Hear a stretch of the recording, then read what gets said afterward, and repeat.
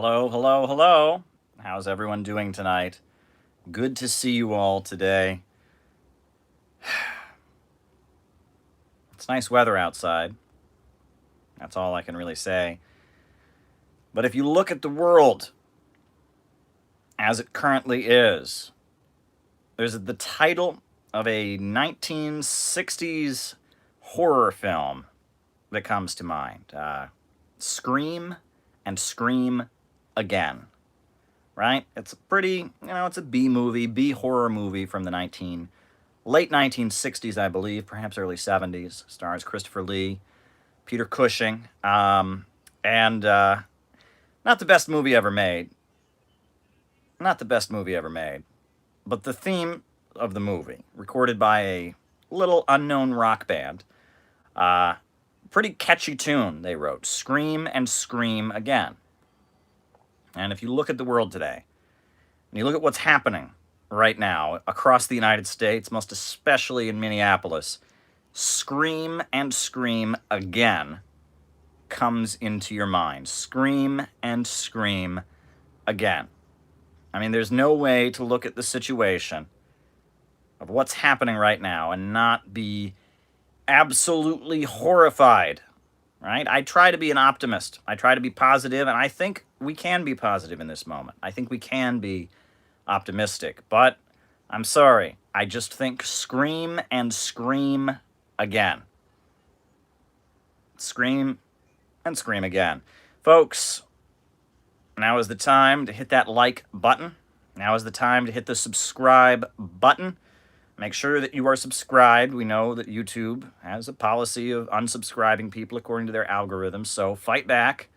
Make sure to hit the notifications bell. I know everyone's not getting the notifications bell like they should, so be sure to hit that notifications bell so that you're with us every time we're live. And the way we roll is I will jump right into it. I'll give you some opening remarks, give you my thoughts on the world. Then we'll do our roll call. I'll write down your super chats. I'll answer your super chats.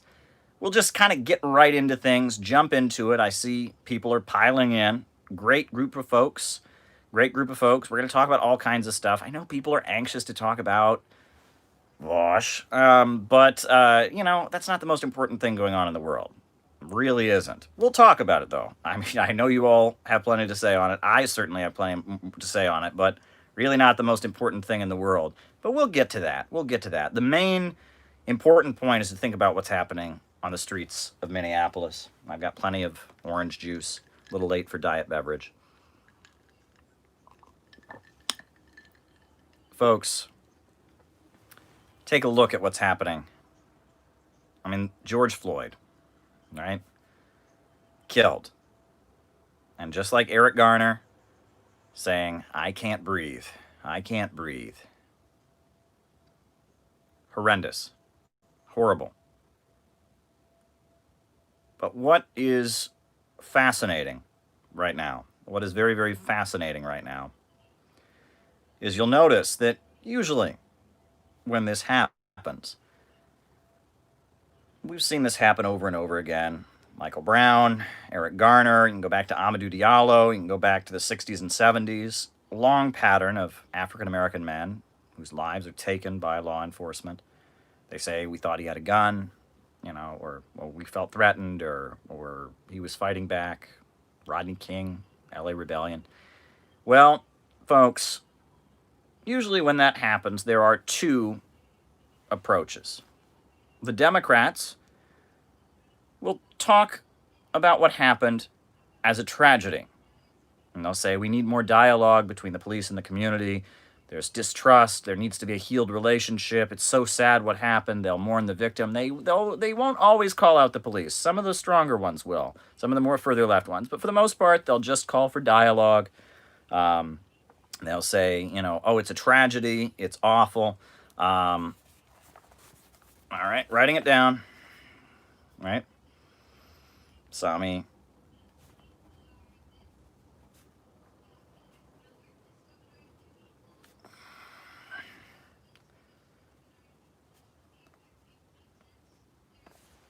And usually the Democrats will basically talk about it being a tragedy. They'll mourn for the victim. They won't fully call out the police, but they'll say there needs to be better relations between the police and the community, etc. There you go. So that's the Democrat response. And usually the Republicans' response is the person deserved it. They did something to deserve it. They had it coming. They had a criminal record 20 years ago. They were being disrespectful to the officer. How do we know they didn't really have a gun, etc.? And that's the typical response to a police killing when there's mass outrage. On the one side, you get Democrats who are consolatory but afraid to call out the police.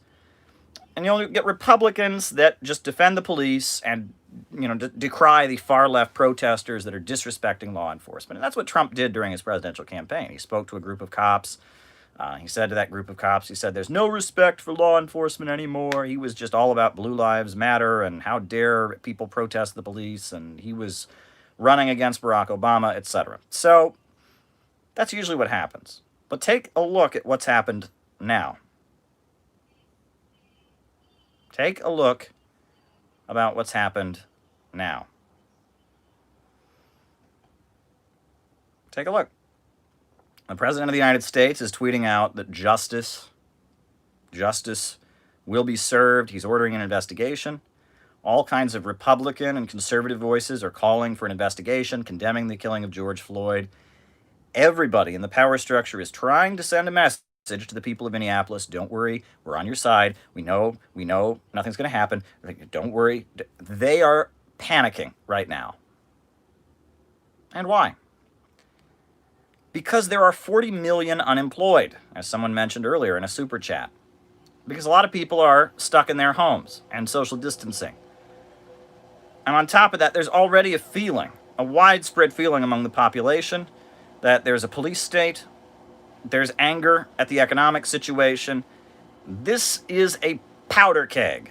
This is a powder keg that is ready to explode.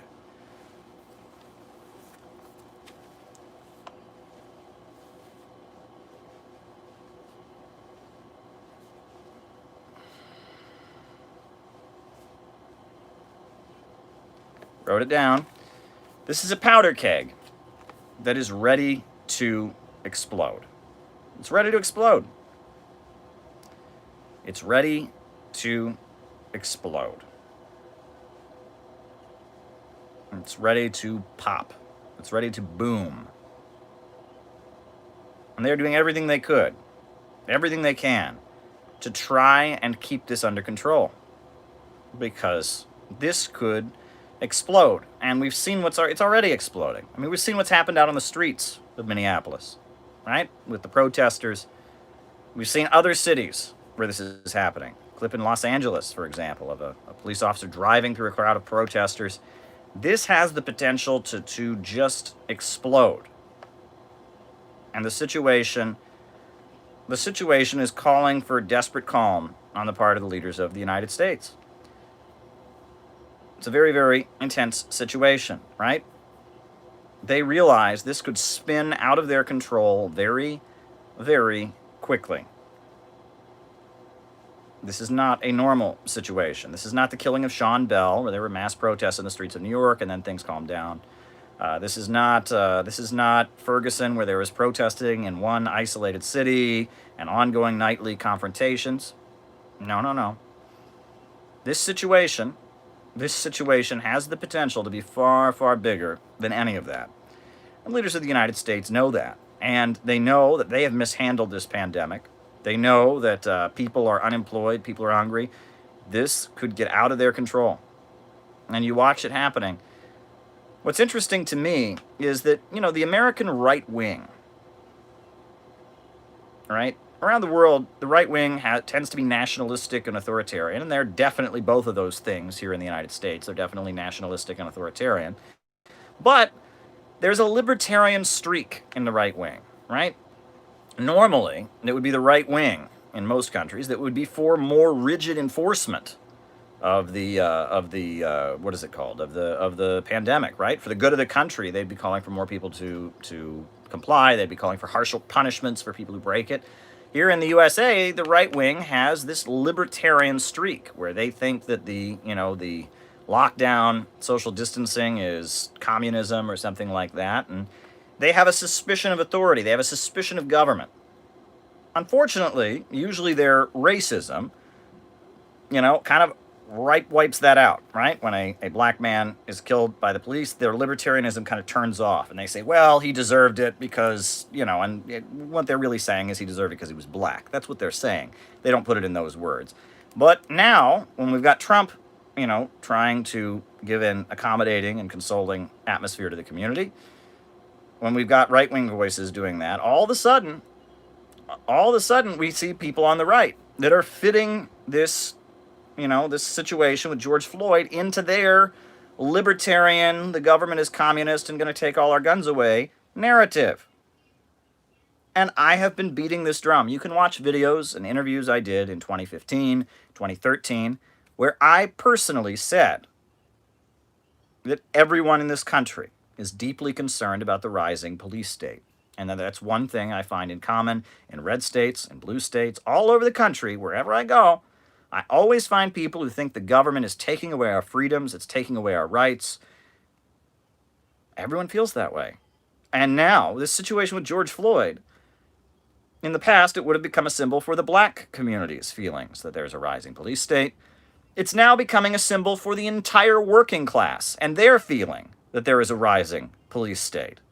We're seeing some of these confused right-wing folks fitting the killing of George Floyd in with their narrative. It's shocking to me. This is a situation where the potential for solidarity in defense of democracy and civil liberties against, police state Bonapartism and authoritarian, lockdown, low-wage police state, the potential for working-class solidarity is bigger than ever before. The whole country is mad about unemployment. The whole country is mad about how our leaders mishandled this pandemic. The whole country is angry about how the police are given the opportunity to just do whatever they want. Look at what happened on Capitol Hill with warrantless wiretapping recently. Tulsi Gabbard, the statements that she made. Writing it down.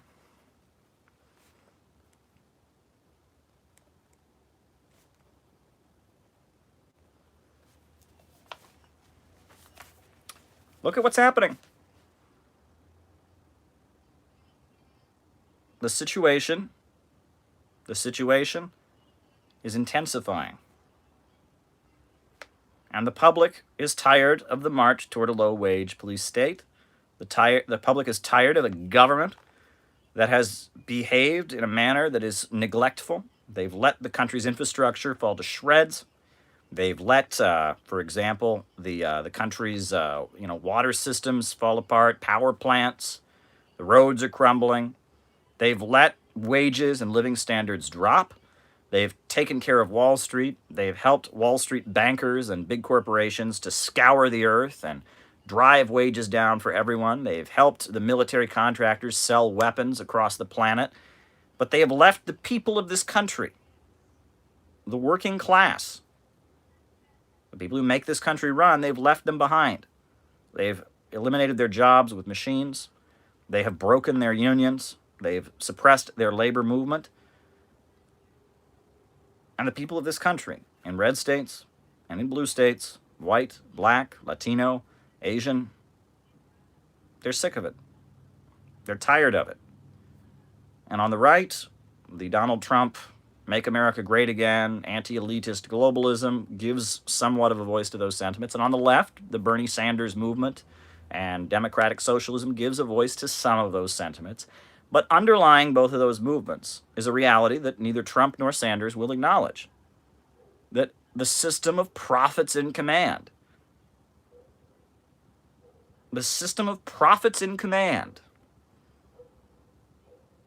greed, is failing.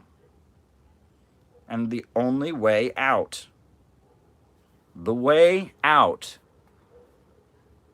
is socialism.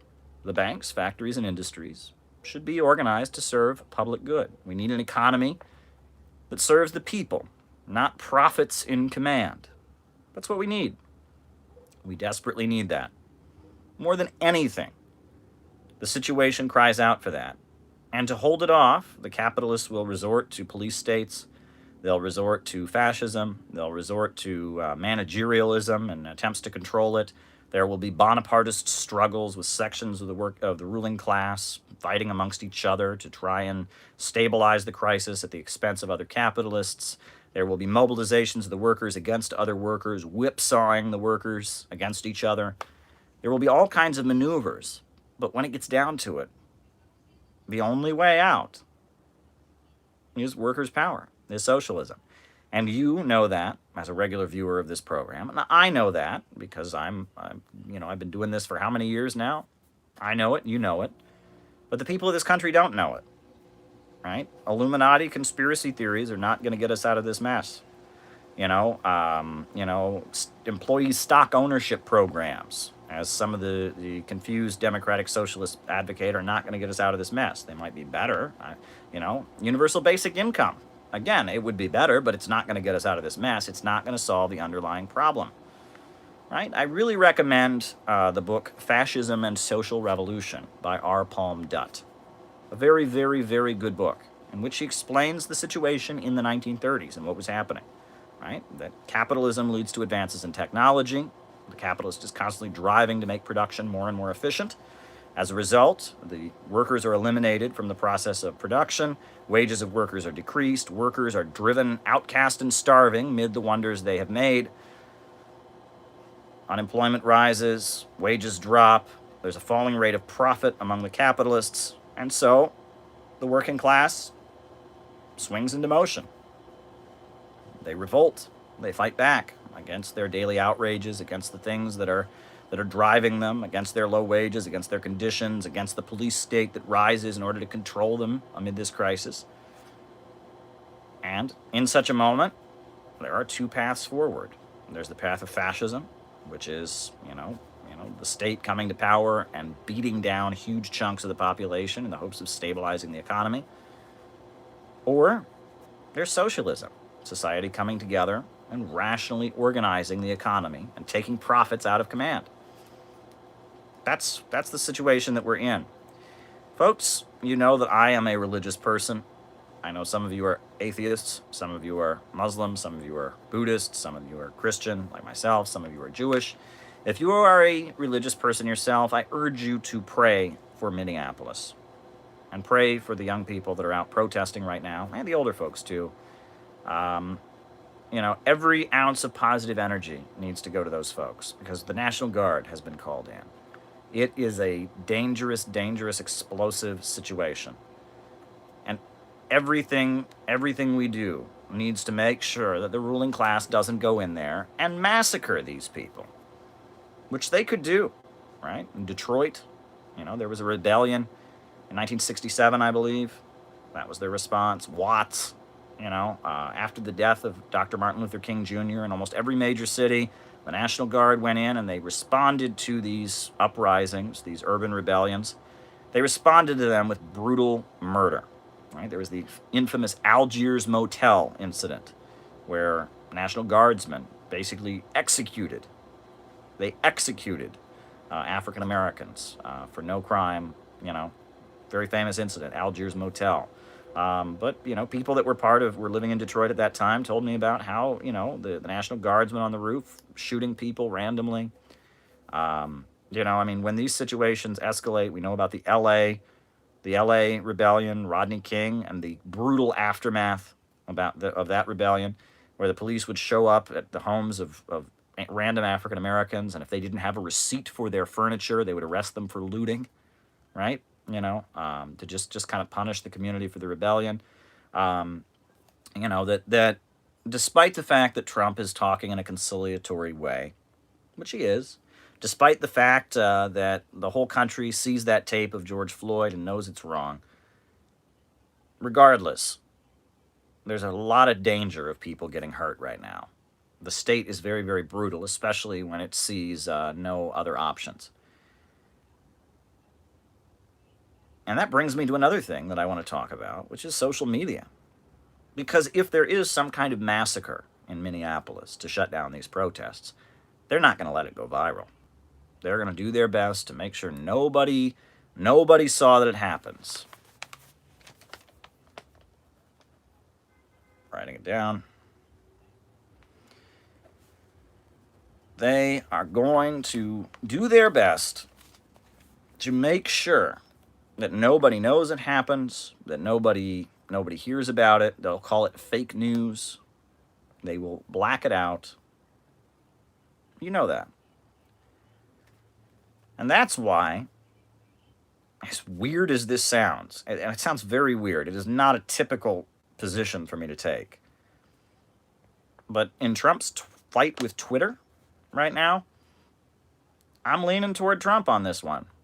I mean, I'm no fan of PragerU. I'm no fan of these right-wing YouTube channels.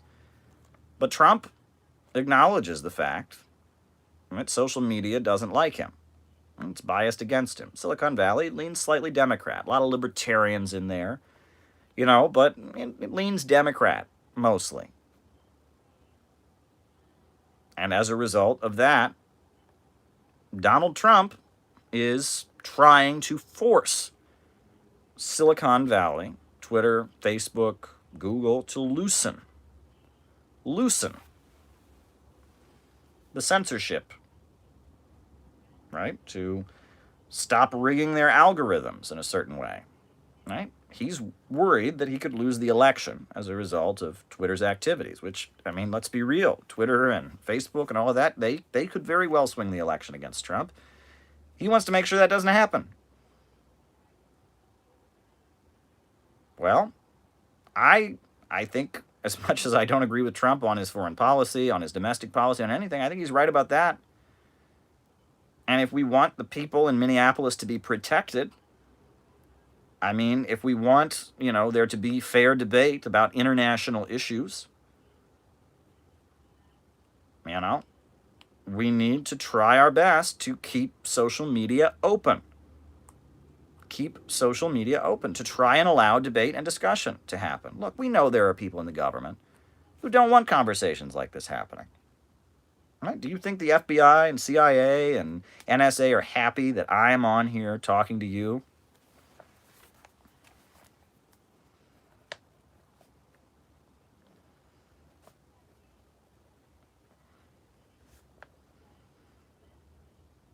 Do you think they're happy that I'm on here having this conversation with you right now? Do you think that they want this to be going on?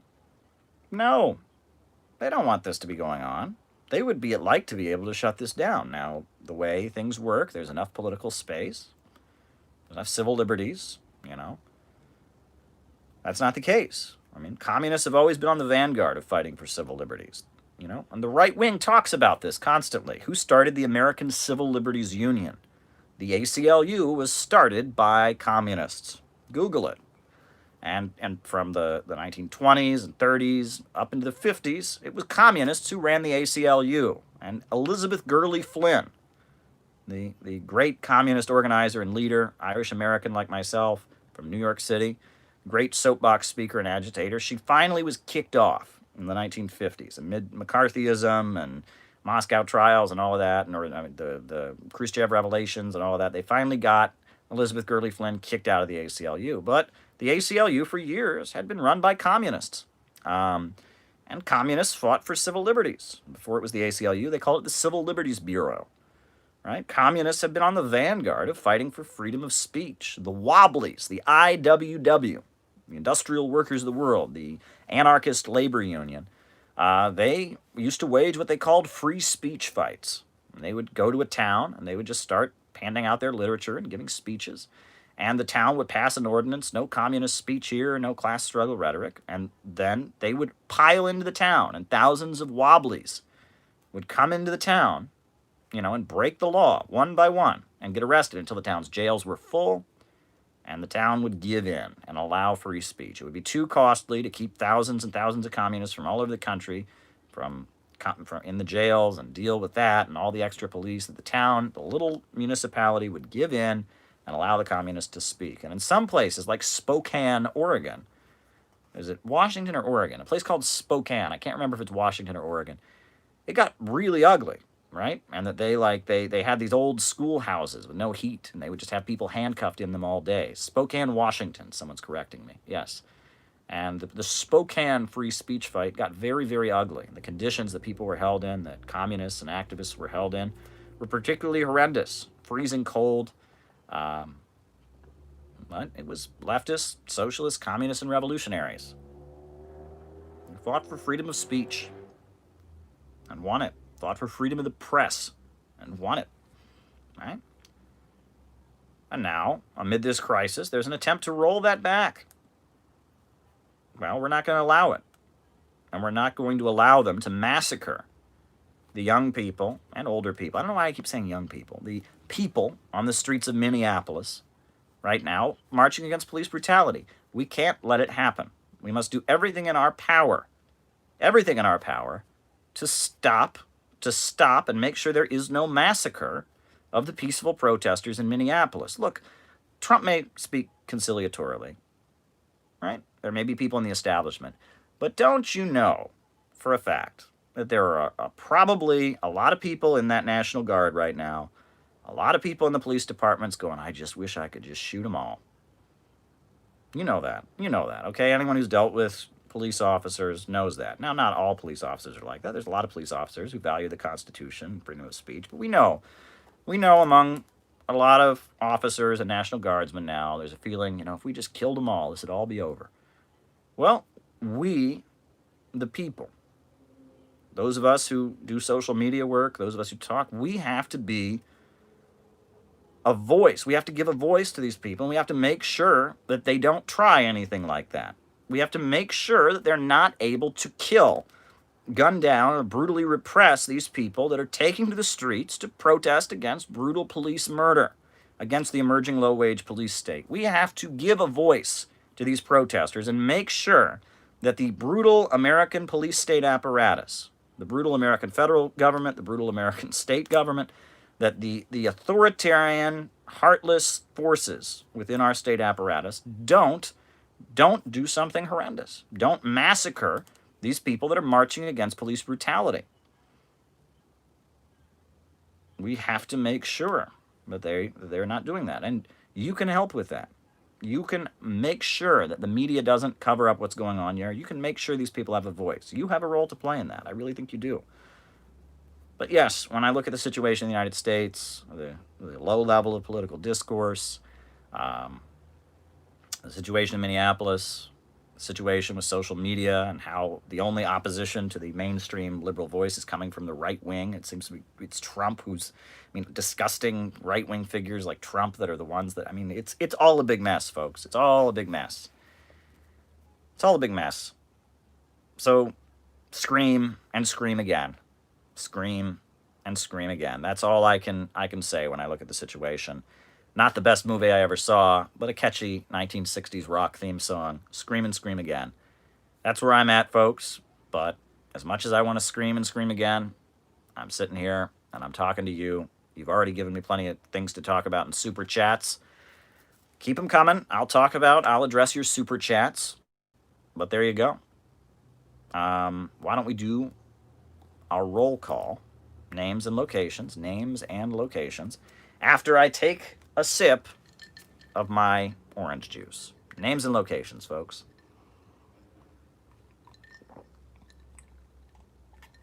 We've got Sami in the United Kingdom, Daniel from Iran, Huey Long from New Orleans, David from Alaska, Robert from Hawaii, Idaho, Noah from the United Kingdom, Copenhagen, Elias from Wisconsin, at work, says Anthony Penza, Phoenix, Arizona, Brandon from Missouri, Jacksonville, Florida, Boston, Massachusetts, Madison, McAllister, Maryland, Jake from Texas, Fairhope, Alabama, Charlotte, North Carolina, Culver City, California, Rick Fry in Arkansas, Albany, New York, Lawrence Chu, Jeff in France, Joshua from Nova Scotia, India, Kerala, Texas, Wilmington, California, Jenny from Cincinnati, but her heart's in Minneapolis, New York, Mississippi, JT24, West Virginia, Dust James, Dimitri in Texas, Iraq, Zolo in Detroit, Samuel from East Germany, Pirate Alex, Lafayette, Louisiana, Akeem in the Netherlands, Skylar from Utah, Evan from Timgen, Sebastian from Victoria, the Netherlands, Robert from Texas. Shout out to Robert. Great stuff he's been doing lately. Nolan from the Moon, Bay Area, California, Helsinki, Finland, Pennsylvania, USA, Evan from Northern Ontario, Canada, Deng Xiaoping from New Jersey, who else? Antarctica, Denmark, Lily from Atlanta, Georgia, Arctic, Norway, Angel, Leipzig, East Germany, Jack Dundee from the United Kingdom, Salvador from Brazil, Lincolnite Yankee, Attica, New York, the prison town, Kaname from Maryland, right? Who else? Can you not see me? I'm in Atora. I can see you, but things coming by fast. Paul from the UK, Switzerland, Peter from Switzerland. Who else? Who else is with us tonight? Who else is with us? I'll call you out as I see you. St. George, Utah. And keep typing it if it goes by. Toronto, Shreveport, Louisiana. Boris from Washington State. Trash Pope from Minnesota. Lincolnite Yankee. Colm from Australia. Joe Rosenthal from Glasgow. Interlocutor from San Francisco. Varathius from Southern California. Stalin from Georgia.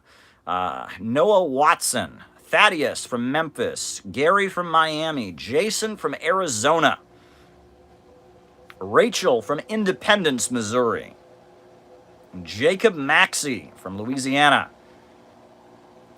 Caleb, go on Chapo. Hey, if they'll have me on, I'll go on. Harry from Spain. Right? Who else? Who else is with us? Who else is with us, folks? I'd like to call you out as I see you. Bristol, Wisconsin. Robert Coates. Peanut Butter, Pennsylvania. Pat from the United States, who's living in China. Ben from Toronto. Charlie from Glasgow, Scotland. Right? Who else is with us? Who else is with us?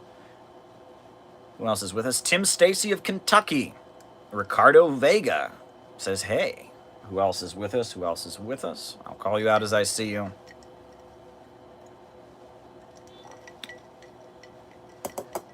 I know we've gotten a lot of new subscribers in the last few days, so if you're new, welcome. Someone named Mao from Queens is with us, right? Austin, George Craft in Oxton, Frank from Baltimore, right? What's the drink? It's orange juice. Usually I drink the unnamed diet beverage, but if it's late, I don't want to be up all night, so I drink the orange juice. Jay from Facebook Jax. I don't know what Facebook Jax is, but there you go. There you go.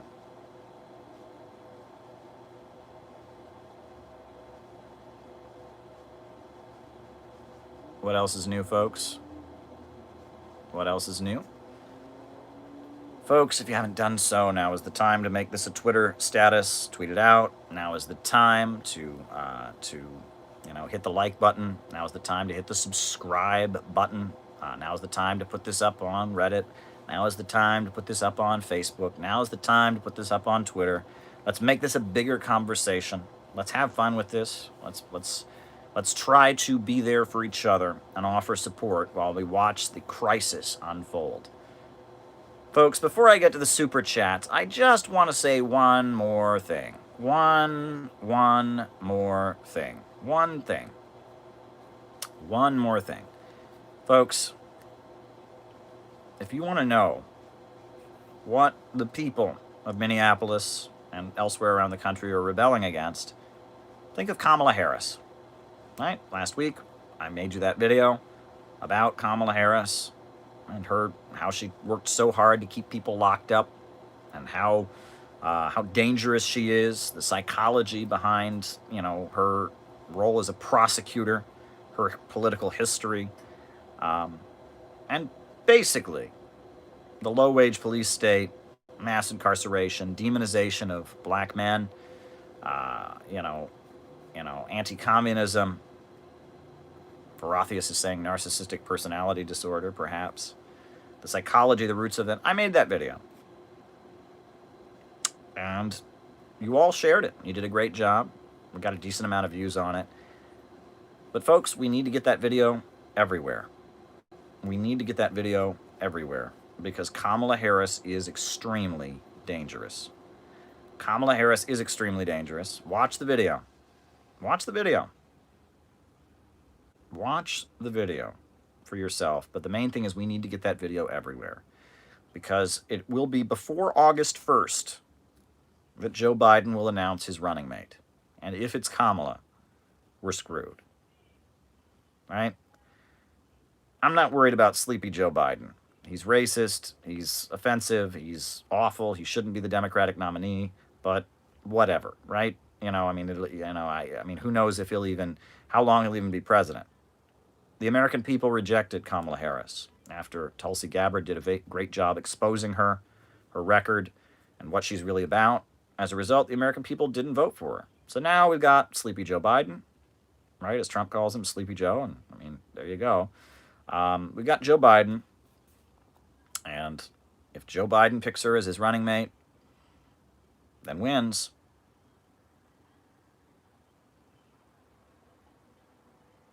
She'll be the vice president. And then Joe can step down and admit he has dementia, go live in a retirement home, and we will have a destructive, sadistic, I can't find the words for how anti-communist she is. I mean, you watch the video of her mocking protesters. We need more schools, less jails. She hates leftists. She hates socialists. She hates anti-racists.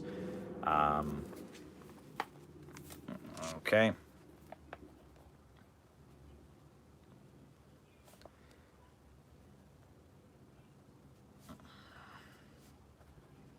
Writing it down. I always answer super chats. So if you want me to talk about something, you super chat me, I'll talk about it. Even if it's stupid. I already got one stupid one in my opinion, but I'll answer it. But yeah, we need to get that video about Kamala Harris everywhere. Because that woman has a vendetta against anti-racists. She has a vendetta against communists and socialists. She has a vendetta, a wicked, nasty vendetta. If she is the vice presidential nominee, it's not a good situation for the country. It's a bad situation with Trump right now. It's a bad situation with Joe Biden as the Democratic nominee. I don't know who either of those names are. Dengist gang, you stumped me. So can't give you an answer to that super chat. Okay.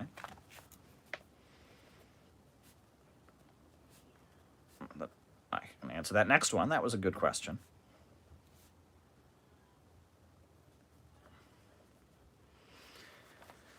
Okay, folks. So yeah.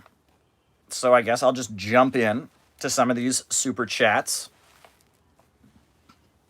And we'll just bang them out. And if you got a new one, I'll write it down and I'll answer your questions. I do have a couple more things I do want to talk about before this live is over. And I've got plenty of orange juice. So let's just get this show on the road. Sami said 40 million unemployed. Is this like Russia in 1905? Well, I mean, Russia in 1905, I guess one could, draw some parallels there. One could certainly draw some parallels there. But, Russia in 1905 was a mainly feudal agrarian country.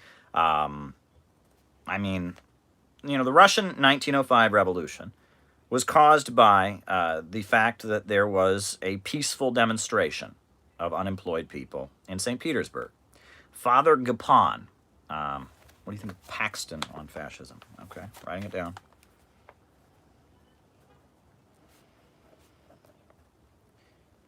A guy named Father Kapaun. He was a priest, and he was a police informer. He worked with the Russian government, and he organized a peaceful demonstration to beg the Tsar for food. He had a peaceful march to the Winter Palace. And the idea was there was mass unemployment. The communists were growing in popularity. The Bolsheviks were growing and such. So the idea was the Russian government, it was synthetic left. It was synthetic left in 1905. They had this guy named Father Kapaun, who was a priest, organize a peaceful march to the Tsar's palace. He made sure there was nothing demanding about it. It was a religious march to beg the Tsar in a non-confrontational way for more food. And this peaceful march happened, and the communists said, okay, right? They could have just attacked it from the beginning. They could have just said, you know what, this Father Kapaun, he's a phony. He's a, but they didn't. They said, okay, there's a mobilization going on for economic relief, and the communists called a strike on the same day as Father Kapaun's peaceful rally. The Bolsheviks had all their unions go on strike, so there was a strike in solidarity with it. And this peaceful demonstration approached the Winter Palace, and the Cossacks, the horseback mounted soldiers in Russia, opened fire on the peaceful demonstration and killed a number of people. And when that happened, there was a mass uprising throughout the country. And there you go. Now, it shook the whole country. And it resulted, they were actually forced they were forced at that point to set up a Duma, or like a mini parliament, and allow more democratic rights within Russia. All kinds of people were revolting. The Kronstadt sailors revolted. There's a movie later, Battleship Potemkin, about these sailors that seized control of their battleship. It was a great uprising that happened in 1905, and it was sparked by political repression. The open firing on peaceful protesters by the Tsar. That happened in 1905. So I guess you could draw a parallel, right? This is, an uprising sparked by someone being needlessly killed by political repression. I guess, the interesting thing, Lenin's lecture on the 1905 revolution is very good. It's a very good lecture. And in it, he talks about how in the lead up to it, the way average Russians understood the word revolutionary changed, right? That the word revolutionary was always associated with, students, for example. It was associated with students, and it was associated with intellectuals. But in the lead up to the 1905 revolution, suddenly the term revolutionary became associated, writing it down, became associated with strikers and organized labor. And that was a shift, right? The Bolsheviks reoriented the revolutionary working class, the working class of Russia. I mean, they reoriented themselves to appeal to the masses of people. And that was a big change. Shout out to Sarah Marie, who's joining us. Yeah, it was a big change that the Bolsheviks reoriented. Instead of appealing to middle-class intellectuals, they appealed to students. Or, I'm sorry, they appealed to the workers. All right, so I think I answered the question about 1905. Someone says, have you ever had a jail guard spit in your food? No. I was arrested during Occupy Wall Street as part of a civil disobedience. And actually my arrest, the video of my arrest was actually filmed. I think there was a couple news crews that were there. I was arrested as part of the protests. But yeah, I just kind of figured I had a big meal beforehand. It was a planned civil disobedience in a bank lobby. And I figured I'm not eating in the jail. I figured I'm just going to spend the next 26 hours in lockup. So I'm not eating nothing. Okay. All right. So, writing it down. I always write down the super chats. So, BKK. Okay. And, yeah, I didn't see anybody spit in my food. But yeah, I was held. That's what happens. If you get arrested at a peaceful demonstration, you engage in civil disobedience, you go to jail briefly. Charges against me were dropped. And they were mild charges. It was like like trespassing or something. We did a civil disobedience in a bank lobby. It was during the Occupy Wall Street. It was like in the aftermath, right? Occupy Wall Street happened September, October, November of 2011. It was in January 2012. We had a Martin Luther King Day protest in the aftermath of Occupy Wall Street called Occupy for Jobs, and we were demanding that the government start hiring the unemployed. And we had a rally in Union Square, and we seized a bank lobby. And I was in the bank lobby, and 3 other people, and we all got arrested. And we put up, we taped placards to the wall of the bank lobby with the face of Dr. Martin Luther King and his call for full employment and some of the quotes from Dr. Martin Luther King about socialism. And we were handcuffed and taken away. And so, yeah, I spent 26 hours in lockup. Another time, I went to an MTA board meeting in New York City where the racist Pamela Geller was speaking, because Pamela Geller had advertisements in New York City subways that called Palestinians savages, right? It was awful. And there was all this anger. And I was with a big crowd of people. We went to the MTA, the board meeting, and one by one, we got up and denounced the MTA for having Pamela Geller speak and having Pamela Geller's advertisements, in the subways that demonized Muslim Americans and demonized Palestinians. And the way the meeting worked, it was a public meeting. You had to write your name. You spoke as your name was in the order of public comments. But when Pamela Geller walked in, her name was not on the list, and they let her walk right up to the podium. Pamela Geller, this racist billionaire Zionist who hates Muslims and is just really, really racist and hateful, they let her walk right up to the microphone. So I stood on my chair and I started shouting at Pamela Geller, at which point the police took me into the other room and handcuffed me. They handcuffed me, and I figured, okay, I'm going away for 26 hours again. This is, another civil disobedience arrest. They asked me questions about my political organization, which I refused to answer. I said, I've been told you don't talk, on the advice of my lawyer, I'm not going to answer your questions. And I figured, okay, I'm going away for 26 hours. I was held there. They took my ID, and then they let me go. So technically that was an arrest, right? When they cuff you, when you're, handcuffed in the back of the room and they're, interrogating you and taking your information, you're arrested. But they didn't book me. They didn't take me to the police station.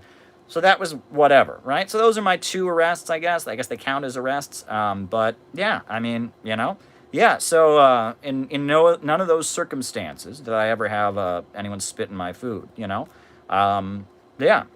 I don't advocate ultra-left adventurism. I don't think people should go out and do things that are illegal. But there is a tradition in this country of civil disobedience, of people taking over bank lobbies peacefully and, the sit-down strikes and all of that. And yeah, those are my two arrests. And, I'm not ashamed of them. I'm not ashamed of that. So glad you asked. But no, I never had a prison guard spit in my food because the time they held me for 26 hours, I thought, yeah, definitely not eating here. And I looked at some of that food and thought, yeah, I'm going to be arraigned pretty soon. I'll probably get out. I'm just not going to eat. So, yeah, I spent some time without food, and the other time they didn't take me in. So, that was in my days as an activist, right? I don't do that anymore. I'm a journalist. I'm a political analyst. I'm a commentator.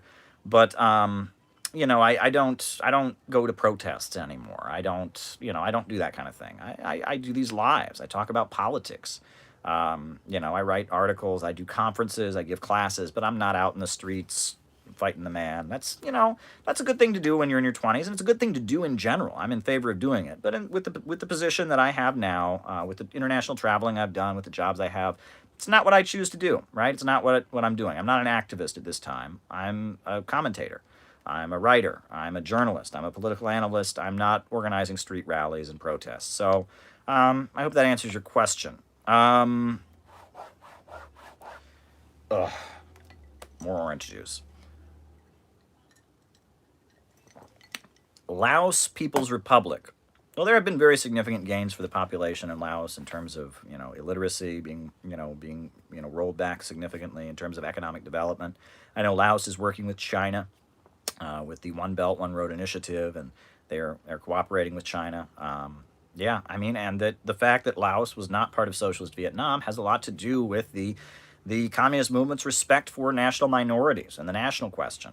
Originally the Lao communists were in the Vietnamese Communist Party, but there was a feeling that they had the right to national sovereignty, and that's a big thing. I mean, Lenin's writings on the national question, etc. So there you go. Why is Deng Xiaoping so loved in China? Because he introduced rapid economic growth. During the Gang of Four period, the Gang of Four really believed, when I talk about labor theory of value, often the rebuttal is owners buy equipment. What is your theory to that? Oh, okay. Okay.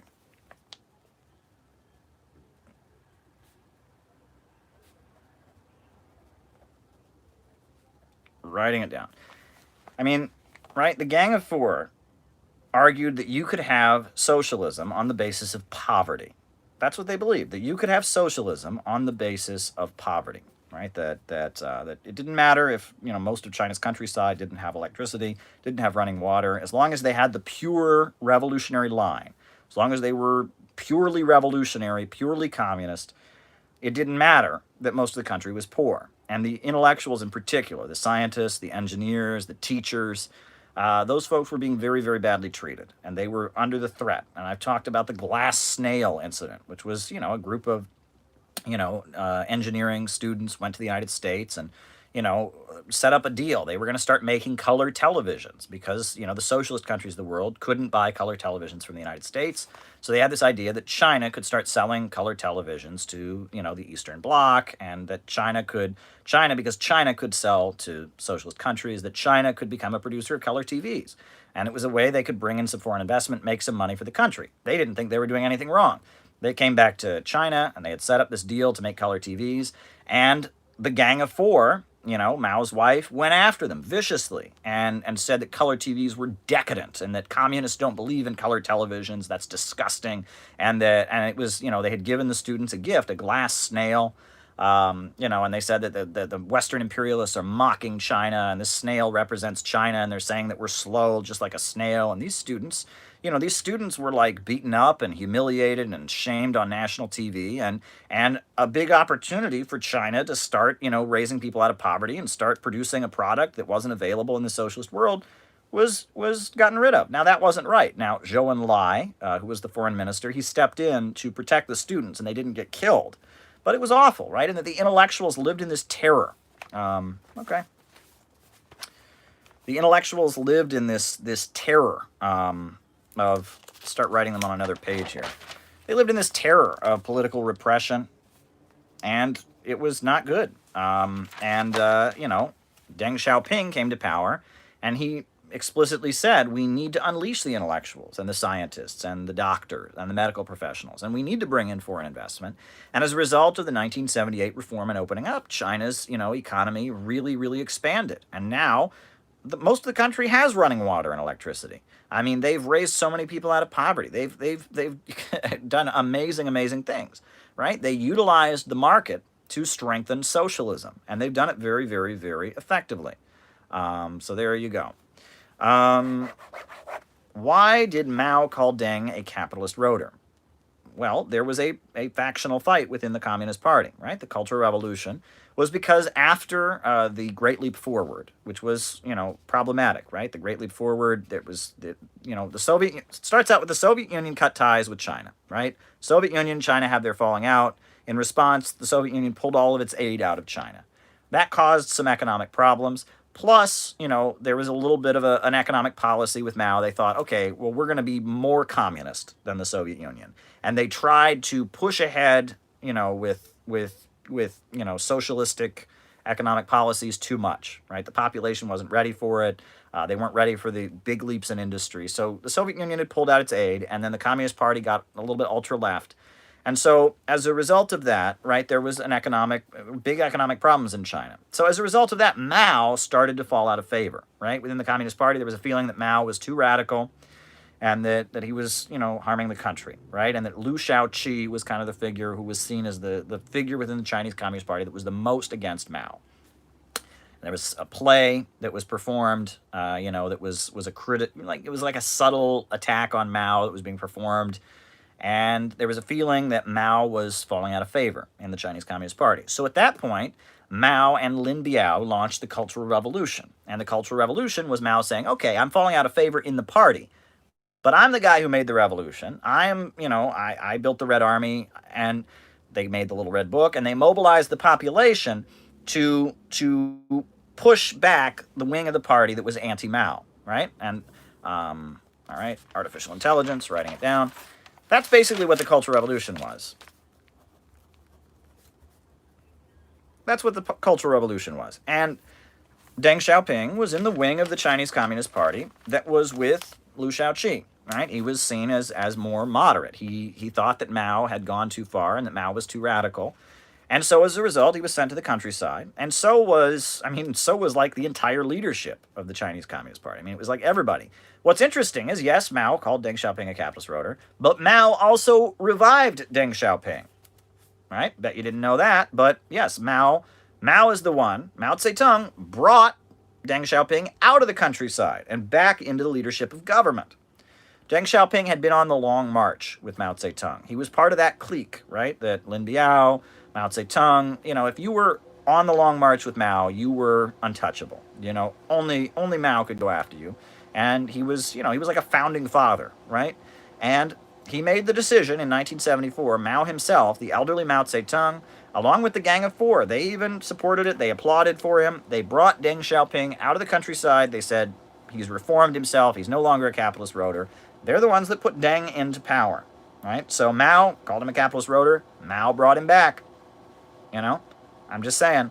So, people who want to say Mao and Deng, and, Deng, he arrested the Gang of Four. He put the Gang of Four in prison for the Cultural Revolution and for the way that they held back economic development in the country.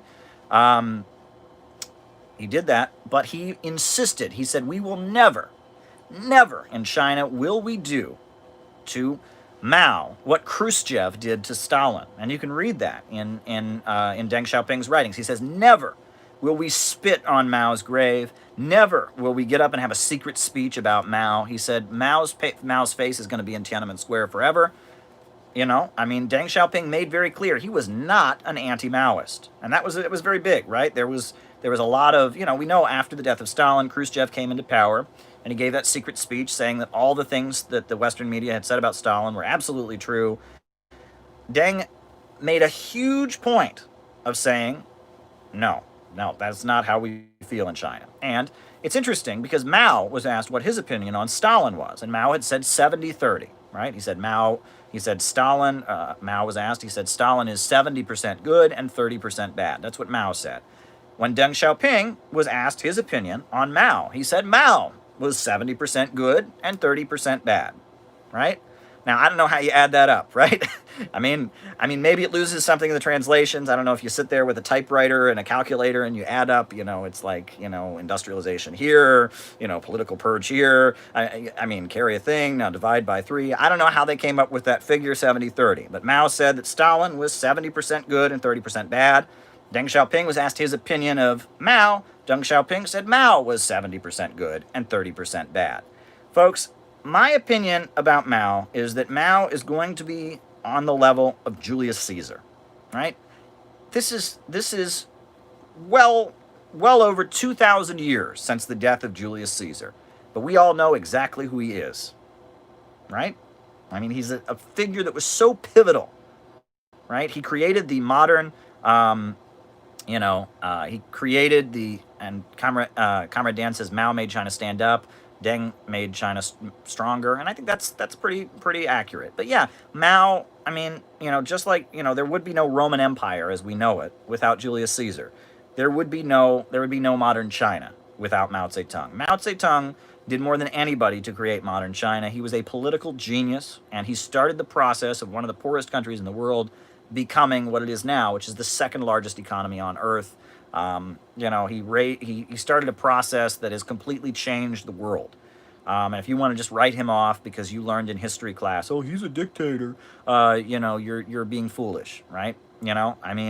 I don't approve of George Washington and his crimes against the native people. I don't approve of George Washington's ownership of slaves, but I recognize that George Washington is a huge pivotal figure in world history who made great contributions to the history of this country and the history of the world, right? I can learn from George Washington and what he did without covering up bad things. With Mao, I can admit there were bad things. The Cultural Revolution was awful, but Mao, he is, I think people are going to be talking about Mao for a lot longer than they ever were talking about Stalin, for a lot longer than they're talking about George Washington. Mao is a figure that, if you look at what he achieved, it's monumental in turning around people's lives and changing the world. And again, if you just write him off, you just say, oh, nope, he's a dictator. I learned in social studies class that he had a bunch of concubines and he had a bunch of girlfriends and he was really fat while people starved in the... It's like, okay, all right, all right, cool. Okay, there you go, right?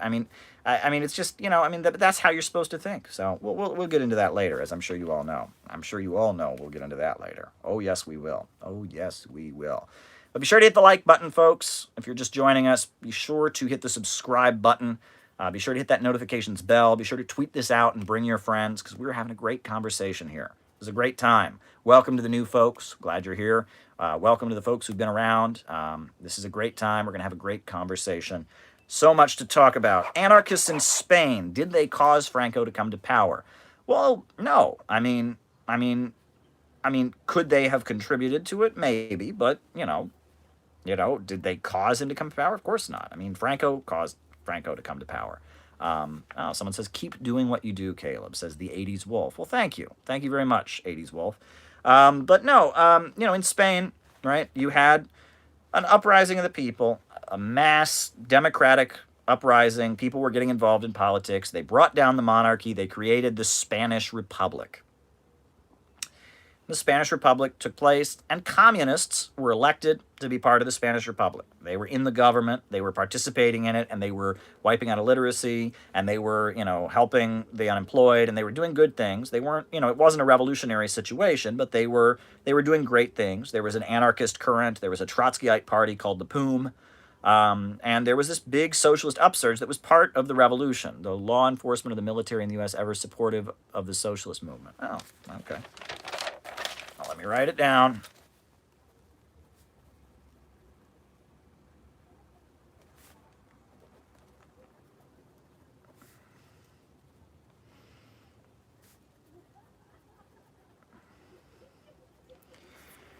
And it was a situation where you had a mass leftist upsurge in society, and you had the Spanish Republic, which was a capitalist republic, but it was created by a mass democratic upsurge that included lots of communists and progressives. And so, in response to that, you had Franco, who was a right wing monarchist, and was a fascist sympathizer, overthrow it, right? And he took up arms and he led this army to try and overthrow the Spanish Republic. And so communists from all over the world went to Spain to fight on the side of the Spanish Republic. And it was an amazing thing. And, even I'm from a little town in Ohio called Orville. China's offer, I don't know about that. I can't answer that. I don't know about China's GDR stuff in 1989. I just don't know enough, so I can't answer that one. I wish I could give you an answer. But yeah, that basically, so communists from all over the world went to Spain to fight for the Spanish Republic. Now, I'm from a little town in Ohio called Orville, and one time I was bored out of my mind, so I looked up if there had ever been a communist from my little town in Ohio, and lo and behold, there was a guy named Carl Geiser. Carl Geiser, right? And he was a first-generation immigrant, and he had moved to Orville, Ohio, my little town. His family were farmers. And he had gone to college, he'd gotten a degree in engineering, and he'd gone to study in the Soviet Union, and he was blown away by their economic achievements and how they were raising the country up out of poverty and electrifying the whole country, and he joined the Communist Party. And because of that, he volunteered to go to Spain and fight for the Spanish Republic. And he fought for the Spanish Republic, this guy from my little town in Ohio, and he was taken prisoner, and he was held as a prisoner for years by the Spanish fascists, by the Franco regime.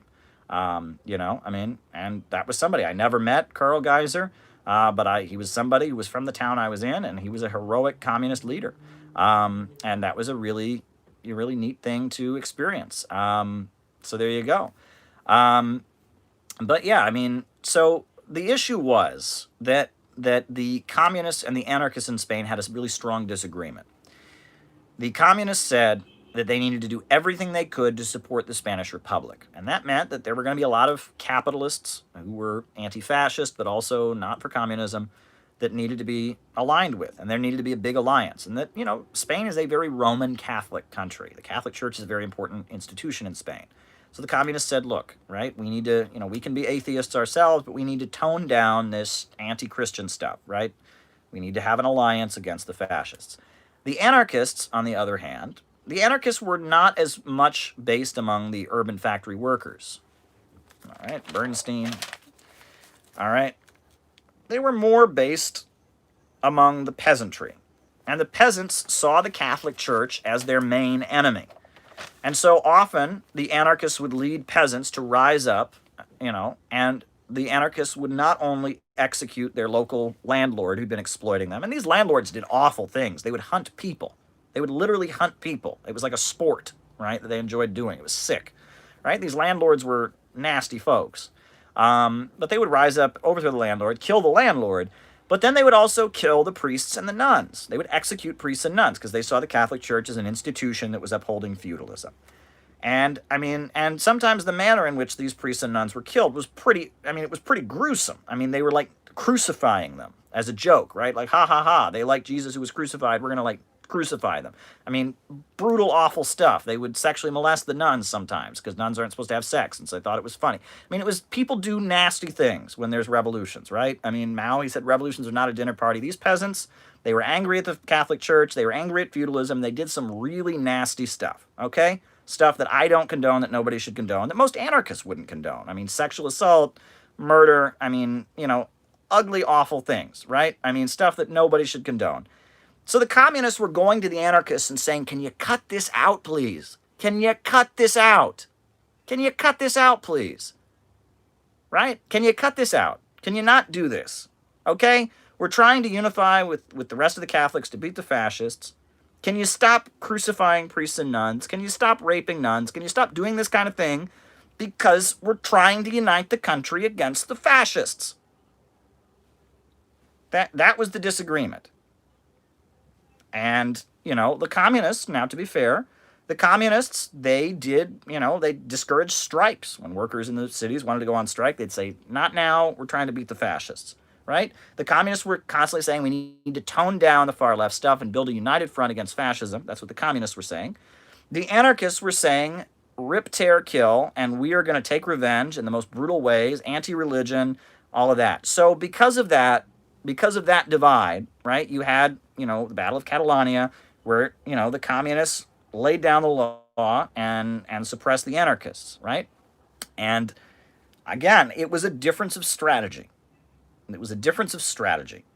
And it's funny because people say anarchists are not authoritarian. If you look at what they were doing with these priests and nuns and other people, it was pretty authoritarian. Regardless, we know that Franco won, right?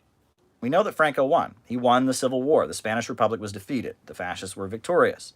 Now, the communists always blamed the anarchists. The anarchists always blamed the communists. Well, obviously Franco is the one who took power. Now, what has been proven, right? Now, people will say that Stalin and the Soviet Union made requirements. All right, Japanese communists. All right. Made requirements that they required the communists to just build this united front and order the far left to calm down, right? So people say that that's Stalin's fault. But another thing, though, is that the ultra left, right, the anarchists, some of them, not all of them, were being covertly supported by Hitler and Franco, right? And that's been proven as well. In fact, that's why the term fifth column, right? If you ever look at the term fifth column, it comes from the fact that Franco, he said in a letter, he said, well, I have 4 columns outside of the city, and I have a 5th column inside the city. And he was referring to the fact that Trotskyites and anarchists were being covertly supported by Franco in the hopes that they could hurt the Spanish Republic, right? And they didn't know that. Most of the Trotskyites and anarchists just believed in Trotskyism and anarchism, but the leaders were getting, some subsidies and some weapons and some support from Franco, right? And maybe, who knows if they even knew where that support was coming from. And that covert stuff like that goes on. We know stuff like that goes on, right? So that's all there is to it. That's the disagreement. I don't personally blame anarchists for Franco coming to power. I don't personally blame the communists either. I think that it was a tragic situation. I think the communists were right in telling the anarchists to stop executing priests and nuns. And to stop the atrocities they were committing. That didn't help the cause. Ultra-left adventurous violence and terror and hurting people and, that kind of thing. It doesn't help. It doesn't help when people do that kind of thing. And that's, at the same time, did the communists tell the left to tone it down too much, right? Did they steal the thunder? Did they make it so the fascists look like the revolutionaries? Is that possible? Maybe. Did the communists make mistakes? I'm sure they made mistakes. In fact, the leader of the Communist Party of Spain was a woman during the Spanish Republic. Her nickname was La Pasionaria, and her biography, her autobiography, is called "They Shall Not Pass." So there you go.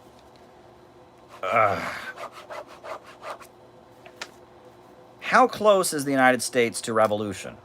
Not close. Not close. the conditions, sure, the conditions are escalating. Most people, I think would be open to a socialist message, but revolutions are not made simply by, chaos. Revolutions are not made by mass unemployment. Revolutions are made by problems in society and a revolutionary organization and a revolutionary movement that's capable of transforming those conditions and the uprisings of society into something new. I guess let me, Prague Spring. Okay. Talk about Prague Spring.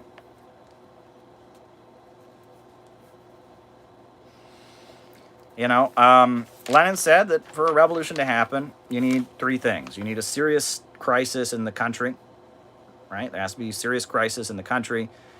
And even within the ruling class, there needs to be a serious crisis. Secondly, there needs to be mass rebellions among the people. And third, there needs to be a revolutionary organization capable of transforming those mass rebellions among the people into a revolution. Well, United States, we do have a serious crisis. We don't really have mass rebellions among the people, though. I mean, there's not really. I mean, there's protests and stuff, but we're not having mass rebellions among the people. Third, we're not having a mass socialist movement. So that's, I mean, there you go. I think there needs to be a change in consciousness. There needs to be a change in consciousness. And honestly, I think hashtag revolution is a little bit problematic. Hashtag revolution is not helpful, right? Chaos in the streets doesn't change society, ultimately. I mean, it can raise consciousness about political issues, but, organizations need to exist. Socialist consciousness, socialist communities, socialist choirs, socialist marching bands, socialist food banks that feed people need to exist. There needs to be a raising of socialist consciousness. Just chaos in the streets itself doesn't necessarily lead to anything. It can actually make things worse in some cases. So I'm all in favor of people, I used to go to protests all the time, people protest and all that, but I'm just telling you that by itself is not going to do anything, right? That by itself, especially in this age where social media is rigged and it's controlled by certain forces, it's not going to change things. There needs to be a rise in socialist consciousness. That's what is needed. That's why I'm building the Center for Political Innovation. I want to educate the population about socialism. All right. Paxton on fascism. I have never read Paxton on fascism, so I can't answer the question. Sorry. A lot of times I get super chats. Hey, what do you think of this book? Well, I mean, if I haven't read the book, I can't answer your question. Sometimes I know the book, I can answer it, all that. Socialist market economy. Yeah, I mean, am I in favor of that? Yeah, I think that you need a market sector to some degree. The Soviet Union, it was very good at making steel. It was very good at electrifying the country. It was very good at, building power plants and wiping out illiteracy and stuff like that. When it came to consumer goods, like Coca-Cola, like, children's toys, television production and such, they were a little bit behind. It's better. I always tell the story about someone I knew in the USSR who said that, that one of the reasons that they were happy at the time, as bad as things were, they weren't happy about the fall of the Soviet Union, but they were happy that they could buy some new sneakers, that you need to be able to have socialism and sneakers. I actually made a video. China has both socialism and sneakers. You should check it out. Thanks. All righty. PKK Rahava. Well, I've talked about this before. I am not going to say the Kurdish people don't have a right to their territory and their country, right? I'm not going to deny the right of statehood and autonomy and all of that to the Kurdish people. I'm not ready to just call them imperialist agents. What annoys me is that there are certain people that can't bring themselves to support any anti-imperialist or revolutionary force around the world, but they can support the one that was armed by the United States, right? The U.S. government gives them guns, all of a sudden they can support it, right? If those people think they're revolutionaries, that's ridiculous. And I also don't buy the idea that the Kurds are actually anarchists, right? I think that the Kurds, they started out as Soviet communists, then they were Maoists, then they were Enver Hoxhists, now they're anarchists. I think that they're just people that want to free the Kurdish people, right? I think that they want the Kurdish people to be independent. I think they believe in socialism and some form of socialism in order to do it, right? In the past, they've been collaborating with the Western imperialists in Syria because they think that's in their interest. Now the Western imperialists have abandoned them. So, whatever. I'm not ready to full-on denounce them. People point out they have child soldiers, they commit atrocities, and that's not okay in my book. But, whatever. I will acknowledge the Kurdish people have been treated badly in that region. They've suffered badly, and the idea that they should have their own territory. I mean, if they want to, whatever. I'm not ready to full on throw the Kurds under the bus like some people are, right? But at the same time, when these people who they can't support Cuba, they can't support Venezuela, they can't support China, they can't support Russia, they can't support the Syrian government that's under attack, they can't support Iran. They always make these excuses, but the one country that the CIA is giving guns to, all of a sudden it's the revolution. Rahava. Come on. Come on. Come on. Give me a break. That's why you all love me. Alrighty. The labor theory of value. Owners buy the equipment. Well, the equipment doesn't produce the value, right? That's the labor theory of value, the way it's understood, right? Is that the worker is the one that creates the product. Workers create surplus value. Machines don't, right? Yeah, the boss buys the machine. That's part of his cost, right? But he doesn't make his profit from that. He profits from the labor of the worker. It's the labor of the worker. And the wage that the worker gets is not equal to the amount of value they produce, or else the capitalist couldn't make any profits. That's just the reality, right? That's just the reality. So all there is to it. Machines don't produce surplus value. The value is created by the worker, and the workers don't get paid. When the capitalist buys the machine, he pays full price for it, right?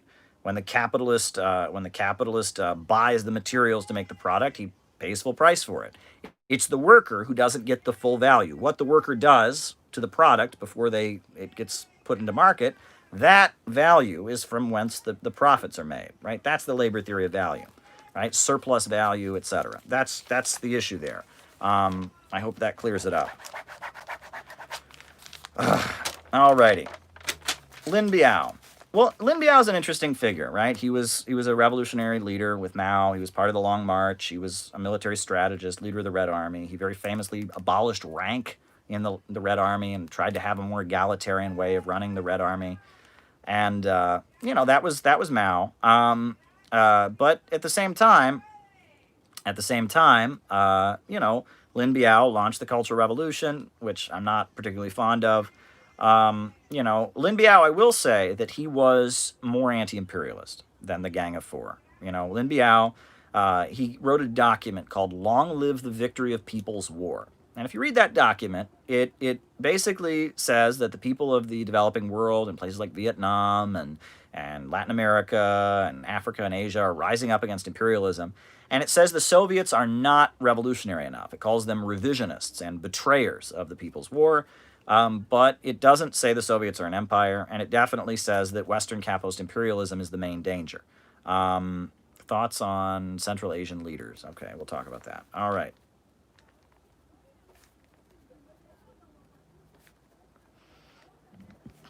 Lin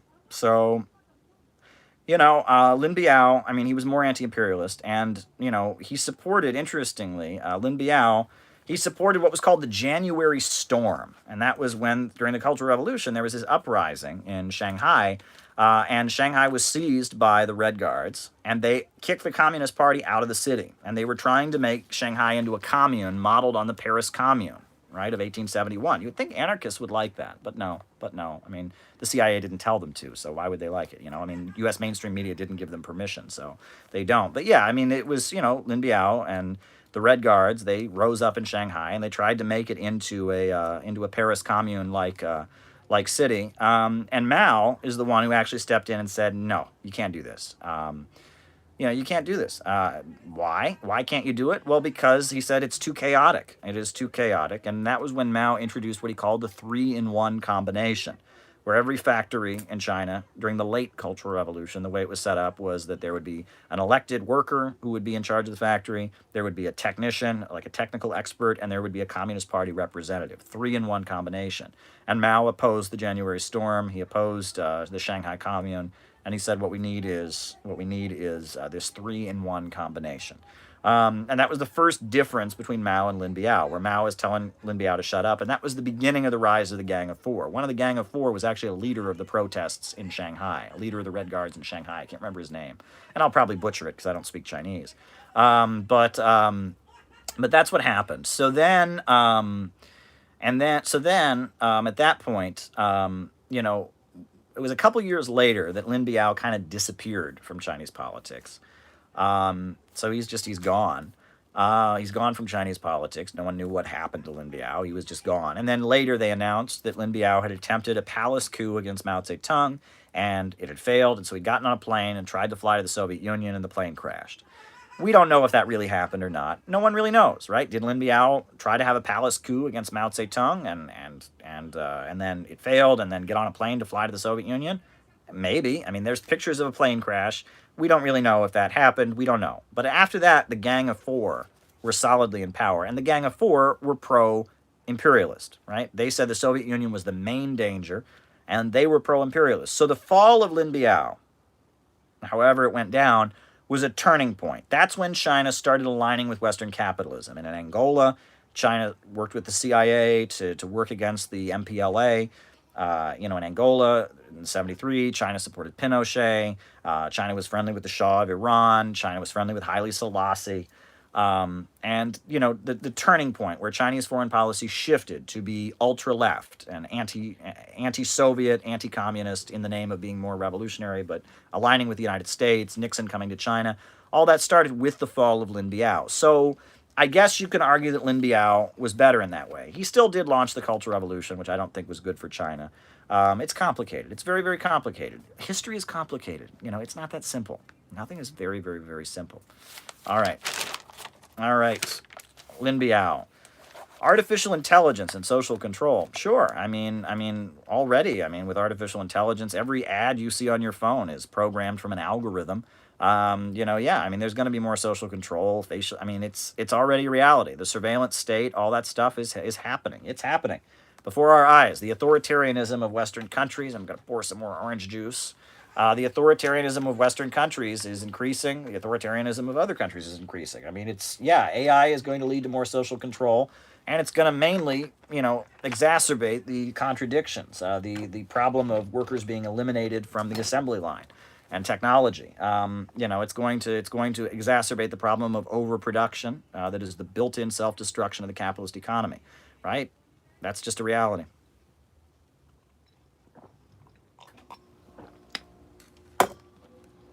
But yeah.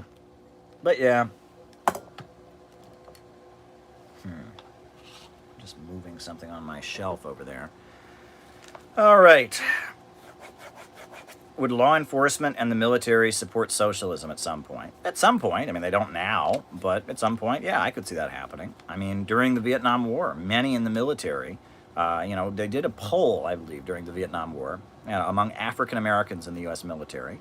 And the majority of them said that they admired and supported the Black Panthers. Right? Bet you didn't know that. During the Vietnam War, there were a number of GIs who didn't fight. There was all kinds of rebellions and uprisings within the U.S. military. They used to tell the story. I know GIs who told me this. Older GIs would tell the story of when they would show a movie at a military base during the Vietnam War. They would play the national anthem at the beginning of the movie because they were required to, because it's a military base. And none of the guys would stand up because they were so opposed to the war, right? And they talk about how, during, in New York City during the Vietnam War, if someone was a deserter from the military, if they didn't want to fight in Vietnam, they went AWOL, they could walk. They would walk around with signs, "I have quit the U.S. military," and no one would turn them in, and people would give them money and shake their hand. Good for you for not fighting in this evil war. The politics had really shifted. Much of the U.S. military didn't want to fight. That's why they fight these big wars with a lot of drones now. They realize that, average Americans, working class Americans, don't want to go die in another country for Wall Street, right? And that's what they realize. I'm sure they'd love to have a war with China. They'd love to have a war with Russia. But the idea that they're going to get, all kinds of Americans to go fight in it, are you kidding? Right? They're increasingly using what they call green card soldiers, people from other countries who want a green card and all of that. This is the fall of Rome, folks. It really is, right? That, the population realizes these wars are not in their benefit. So, I mean, that's just the reality. The opposition to Obama's bombing of Syria in 2013 was the highest it had been among the military. All kinds of military people were covering up their faces and tweeting out images of themselves holding signs opposing it, right? Which is big. That's very, very big. I mean, you do that in the military, you get in serious trouble. That's not allowed, right? The population has freedom of speech, not in the military. You're not allowed to do that kind of thing. But it happened. So, I mean, could it happen? Potentially. Maybe. I don't know. I'm not actively trying to create it or anything. I'm just a guy on YouTube. Anyone can watch me. But, I mean, whatever. Law enforcement. Hey, I know for a fact, right? I mean, we've seen this. I'll tell you how I know for a fact.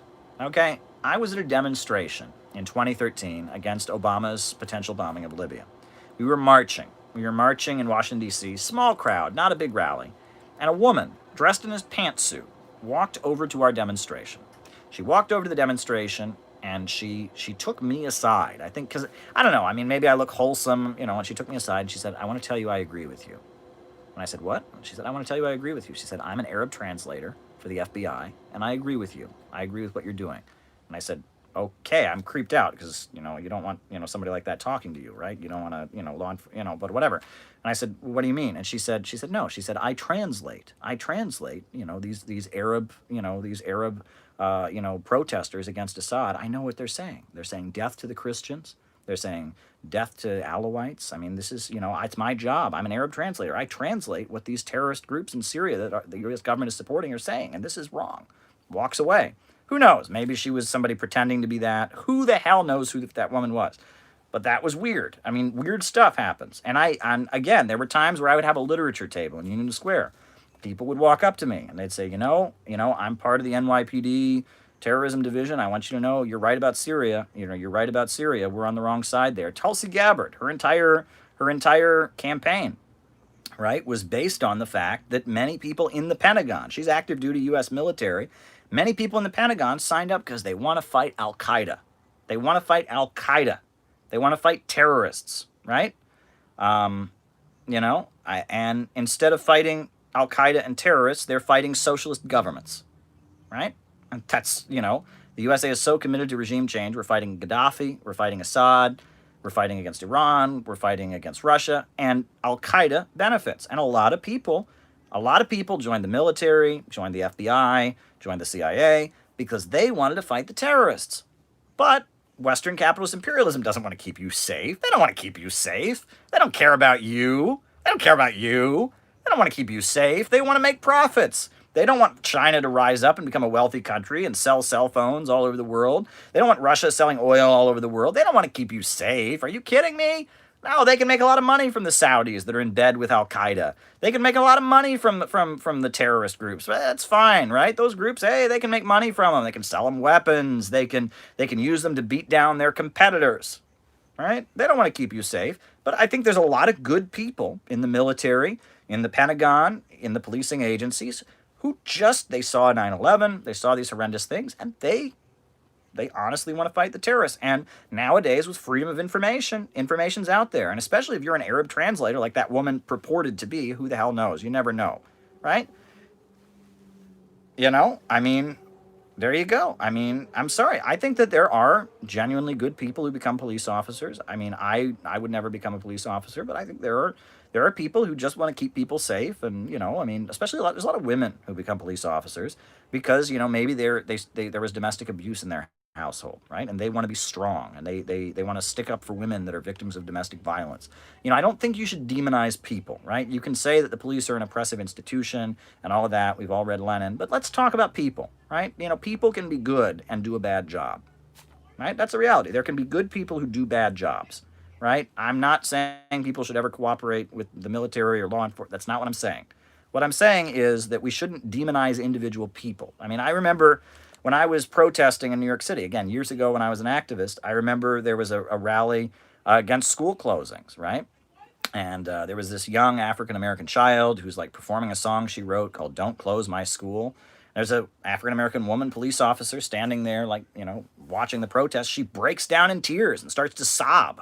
Well, I mean, there you go. Now that's not the badge that's doing that. That's the person that's wearing the badge. So these things are more complicated. I'm just telling people. I am telling people straight up that, that, states and governments are made up of people, and people are not always stupid. They can be stupid. There's a lot of people, stupid people in our state and in our government. There's a lot of people, stupid people everywhere. But, there are human beings, right? And that, again, when we're in a situation where, the police and the military are being told their job is to fight Al Qaeda and terrorists, and then the U.S. government is actively helping Al Qaeda and the terrorists, there's going to be a lot of those folks that go, well, what? You know? I'm just telling you. I am just telling you straight up. I'm telling you what I've lived. I'm telling you my experience. Now, I don't think that, I'm just telling you my experience. So there you go. What a day. What a day. All right. So Bernstein. I was asked about Bernstein. Right? Edward Bernstein. He was a social democrat, right? The movement is everything. The goal is nothing. The movement is everything. The goal is nothing. Socialism is just the sum of reforms. He was the beginning of moving socialism and revolutionary movements in a right-wing direction, right? It was the beginning of, it was a response to the crisis of Marxism. We all know that in the 1890s, 1900s, Marxism was everywhere in Europe, but socialist revolutions were not happening. Why did that happen? Well, we know about imperialism and the spreading of Western capitalism all over the world. That was happening. So, at the same time, right, as that was happening, there was a rise in the labor aristocracy. Living standards in the Western countries were rising. And as a result of that, and the rise of living standards in the Western countries, and there was a division in the working class, the aristocracy of labor, right? And that one manifestation of that was that the socialists and labor unionists that represented higher paid workers, their politics became more conservative, and Bernstein was a representation of that. It's complicated. So yeah, that's Edward Bernstein. I did a whole video on Bernstein and revisionism. He called himself a revisionist. He thought that was a good thing to be. So there you go. All right, Japanese communists. There's a novel that was considered like the novel of Japanese communists. It was called Crab Ship, right? And it was about workers in Japan who work on a ship processing crabs and their struggles. It's like the Grapes of Wrath of Japan, right? It's like the working class struggle novel, the socialist novel of Japan. It was a bestseller. Everyone loved it. Furthermore, that same writer who wrote Crab Ship, he wrote memoirs about what it was like to be an underground resistance fighter in Japan during the Second World War. And that, after, obviously the Communist Party of Japan was completely illegal during World War II and in the lead up to it. It was crushed and they were put in prisons and executed and it was awful. But after the Second World War, the Communist Party became a big part of Japanese politics, and it still is. The Communist Party of Japan has hundreds of thousands of members, if I'm not mistaken. It's a massive organization. They have members of parliament that are elected. There's something called the Socialist Party of Japan, which you'd think with the name, you'd think it'd be more moderate, but it's actually all the Trots and Maoists. So you have the Japanese Communist Party, which is very big, and then you have a slightly smaller group that's all the Trots and Maoists of Japan, and they're called the Socialist Party or the Social Democratic Party or something like that. There was an ultra-left, David Fox says, I have to go as I have a union meeting to attend, but keep up the great work. Thank you, David Fox. You're a good friend. Salute to you and everyone in Australia. We're fighting the good fight, spreading the word. But yeah, there was an ultra-left adventurist group in Japan in the 70s called the Japanese Red Army. They were kind of like Baader Meinhof in Germany or the Weathermen in the United States. One thing that's interesting, though, is that after World War II ended, the Japanese Communist Party did lose a lot of members because most of the members of the Japanese Communist Party were Korean, because Japan had colonized Korea, and a lot of Koreans were taken from Korea as slaves in Japan and to work as slaves in Japan. And so the Communist Party was very popular among Koreans living in Japan, and after World War II, a lot of the Koreans living in Japan moved to North Korea. So, that happened. The other thing is that in Okinawa, right? Okinawa was, it's an island, Japanese island, in which there's a military base. Okinawa, a lot of the people in Okinawa feel they are not Japanese. They feel Okinawa is an independent country. And during the 60s and 70s, there was a big independence movement in Okinawa. of the people of Okinawa wanted to kick the U.S. military base out, and they wanted independence from Japan. That's fascinating. And that I believe, if I'm not mistaken, I could be wrong, someone correct me if I'm wrong, but I believe at one point the Japanese Communist Party supported Okinawa's independence and said that Okinawa has a different language, a different national culture, and that they should be independent. And that the Communist Party supported Okinawan independence, which is interesting. And that there's a whole history of U.S. troops mistreating the population of Okinawa. That's interesting as well. I don't know. I believe Jane Fonda, because there was a U.S. military base there. Jane Fonda during the Vietnam War, she was really into pushing anti-war politics to GIs. I think she did a show in Okinawa to like an anti-U.S. show. She did a show called FTA, F the Army. And I think that Jane Fonda went to Okinawa, if I'm not mistaken. So it's all very, very complex. But yeah, I mean, the Japanese Communist Party, I mean, it's a very important institution in Japan. That's all there is to it. I know that that in the 70s, the Japanese Communist Party went Euro-communist. Late 70s, they cut off ties with the Soviet Union. They became more Euro-communist. But I believe that those politics have shifted. I know that the Communist Party USA and the Japanese Communist Party cut off relations in the 70s. They no longer were friendly to each other. But there was a reconciliation between the Communist Party USA and the Japanese Communist Party in the 2000s at some point. They reconciled their differences. And when I was in at communist youth gatherings, I'll see communist people from Japan. Good folks. So there you go. Yeah. There you go. Okay. Next question. Prague Spring. The Prague Spring. Right. So 1968, you had this protest movement in Czechoslovakia that brought to power Dubček. And Dubček, he called himself a democratic socialist, a socialist with a human face. There's a lot of intellectuals and students who were frustrated with the Soviet Union. They felt like the Soviet Union didn't give them enough freedom, which it didn't. They were frustrated, but they were being manipulated by Western intelligence agencies, and that's now proved, right? I mean, Zbigniew Brzezinski, he was manipulating them, right? And it was artists and intellectuals. It was actually the most privileged people in the Eastern Bloc. It was the children of all the party elites who got to go to the best schools and had the best incomes and all of that.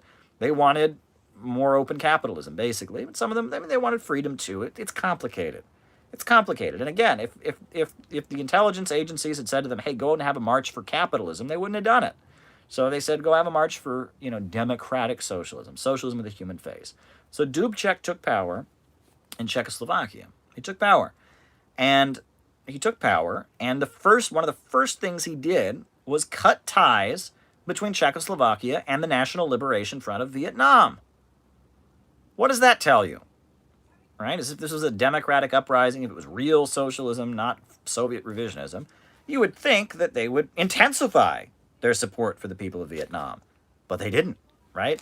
Dubček, Radio Free Europe, the propaganda broadcasts of American intelligence were just praising him and saying, oh, and this is just the beginning. Read what they were saying. The statements are all quoted.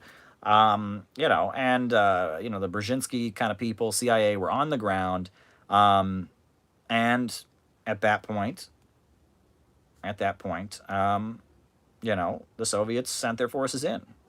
And when they sent their forces in, they were supporting the majority of the Czechoslovak population that didn't support Dubček. Dubček was supported by the children of the party elite. He was supported by, the elites of Czechoslovakia, the college students, the intellectuals, and all of them who had legit grievances. Okay, these things are complicated. But the majority of the population was pro-Soviet because the Soviet Union had built all the hospitals in Czechoslovakia. The Soviet Union had wiped out illiteracy in Czechoslovakia. The Soviet Union had industrialized the country. And the population, the factory workers, the people in the countryside were loyal to the government of Czechoslovakia. It was the elites who were not. And they moved in. And Fidel Castro, he wrote an interesting document at the time where he criticized the Soviet Union, but he didn't support Dubček. Fidel Castro said, look, you let the situation there get out of control, right? You treated these intellectuals bad, and it got to the point that then you had to intervene in Czechoslovakia. They had to intervene. And then that was bad too, because a lot of people got killed in this intervention. And Fidel Castro blamed the Soviets for letting the situation get out of control. Fair point, I think. But what was the big thing was that in Czechoslovakia, the new left, the hippies, all were convinced that the Czechoslovakian protesters were hippies, right? I mean, because they had all these sexy photos in the New York Times. Look at these romantic students giving peace signs and all of this. And this is the synthetic left. This is the synthetic left, right? And it was identifying. Someone else is going to debate Vosh. Good for them, right? Whatever. I mean, whatever. I mean, but yeah. I mean, you know, that this kind of confusion, right? Read Marilyn Ferguson, The Aquarian Conspiracy. This kind of identification of Western liberals with movements to overthrow socialist governments. That was the beginning, not the beginning, but that was what the synthetic left was all about. Okay. Central Asian leaders. That's the next one I have written down here. Central Asian leaders. Central Asian leaders. What about them? Central Asian leaders. Central Asia right now is experiencing great economic hope, right? China with its Belt and Road Initiative and the New Silk Road, Russia with the Eurasian Economic Union. There's a lot of investment going into that very vitally important part of the world. Trains are being built, textile factories are being assembled, countries are being given access to the ocean. There's a lot of hope. And that hope is for people to get out of the drug trade and heroin, get out of the terrorist groups, because there's a lot of Wahhabi, Saudi-funded terrorist groups, and start having a viable economy. When I was at Valdi Discussion Club in Sochi, Russia, I heard Asil Toji, who's head of the Nobel Committee, right? I mean, that's the Nobel Prize people. Asil Toji said to us at the Valdi Discussion Club, he said that in Eurasia, it is a golden era, right? Where people are being lifted out of poverty, right? It's a golden era. Amazing things are happening. And again, you would never know any of that in the United States. It's all being glossed over. It's all just being completely glossed over. But it's happening, right? Some great stuff is happening, right? People are being lifted out of poverty. Great, amazing things are happening in Central Asia right now. And of course, the Saudis and the United States want to tear it down. And they want that part of the world to stay poor and infested with drugs and terrorism so Western capitalism can rule. Well, Russia and China have a different economic model. They have a different economic setup where they don't feel that way.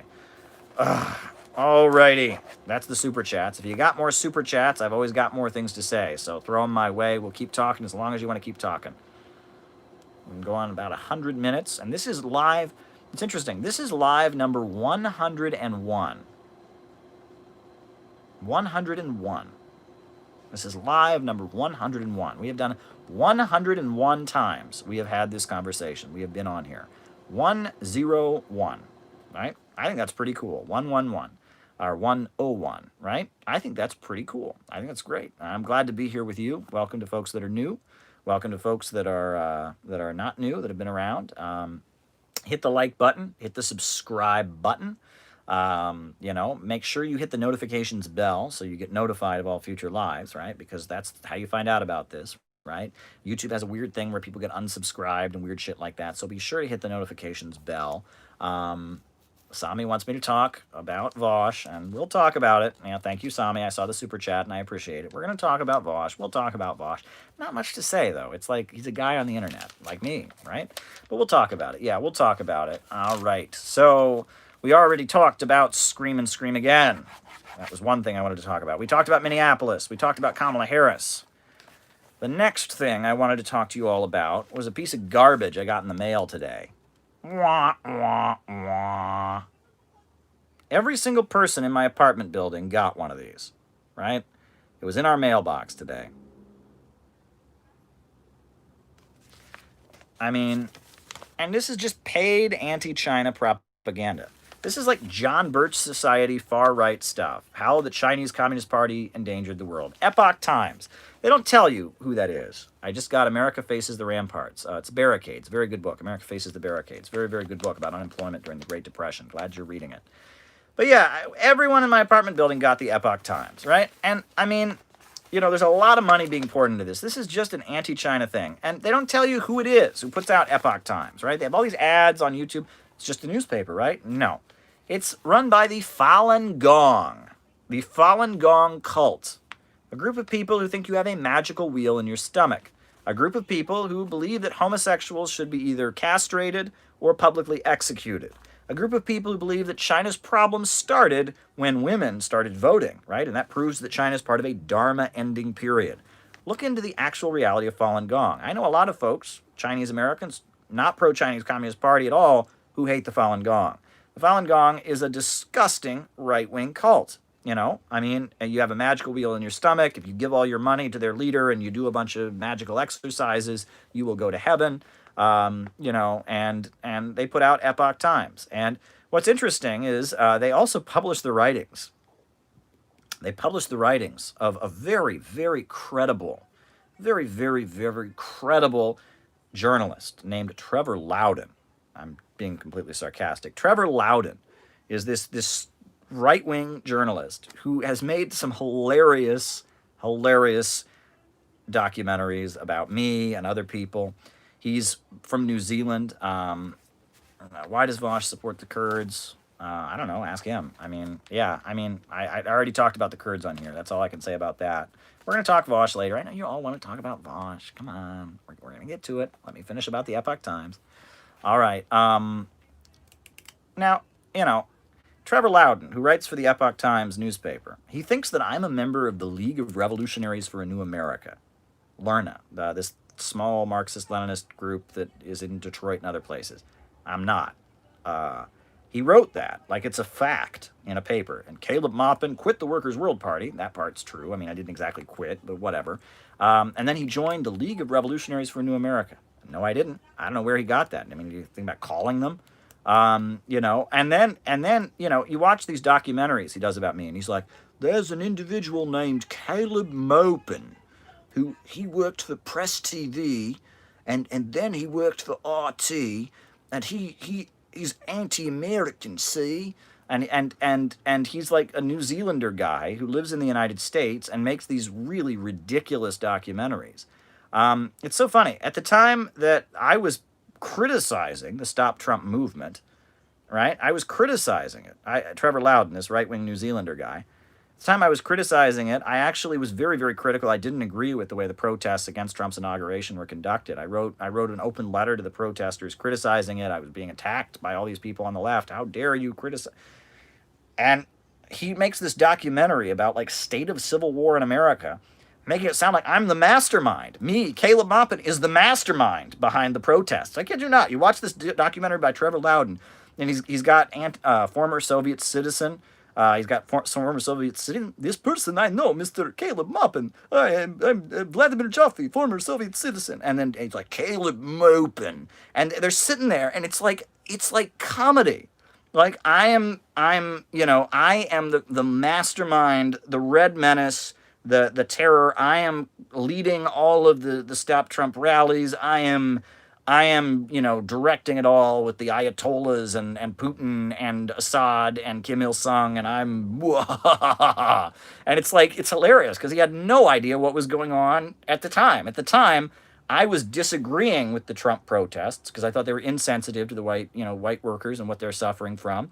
I thought they were pro-imperialist, and I'm denouncing the Stop Trump protests. He doesn't care. To fit his narrative, he runs this article. He runs this little documentary saying that I'm the leader. I'm like the mastermind, right? They all report back to me secretly at night. I mean, it's funny. It's hilarious. It's hilarious. If you watch this like State of Siege or State of Civil War or whatever the hell, it's funny. It's funny. I mean, it's really funny. And like some of my good friends or some of my former friends, some people that are still my friends, some people who hate my guts now are in that. And it's like this profile of American communists, and it all gets back to Caleb Maupin. Bum. He's an RT reporter, and he also used to work for Press TV. And it's funny. It's hilarious. And so then after he makes this like piece of crap documentary about how I'm like secretly the mastermind behind the entire Stop Trump movement, which I don't agree with, then he produces Trevor Loudon, this writer for the Epoch Times, this so credible newspaper.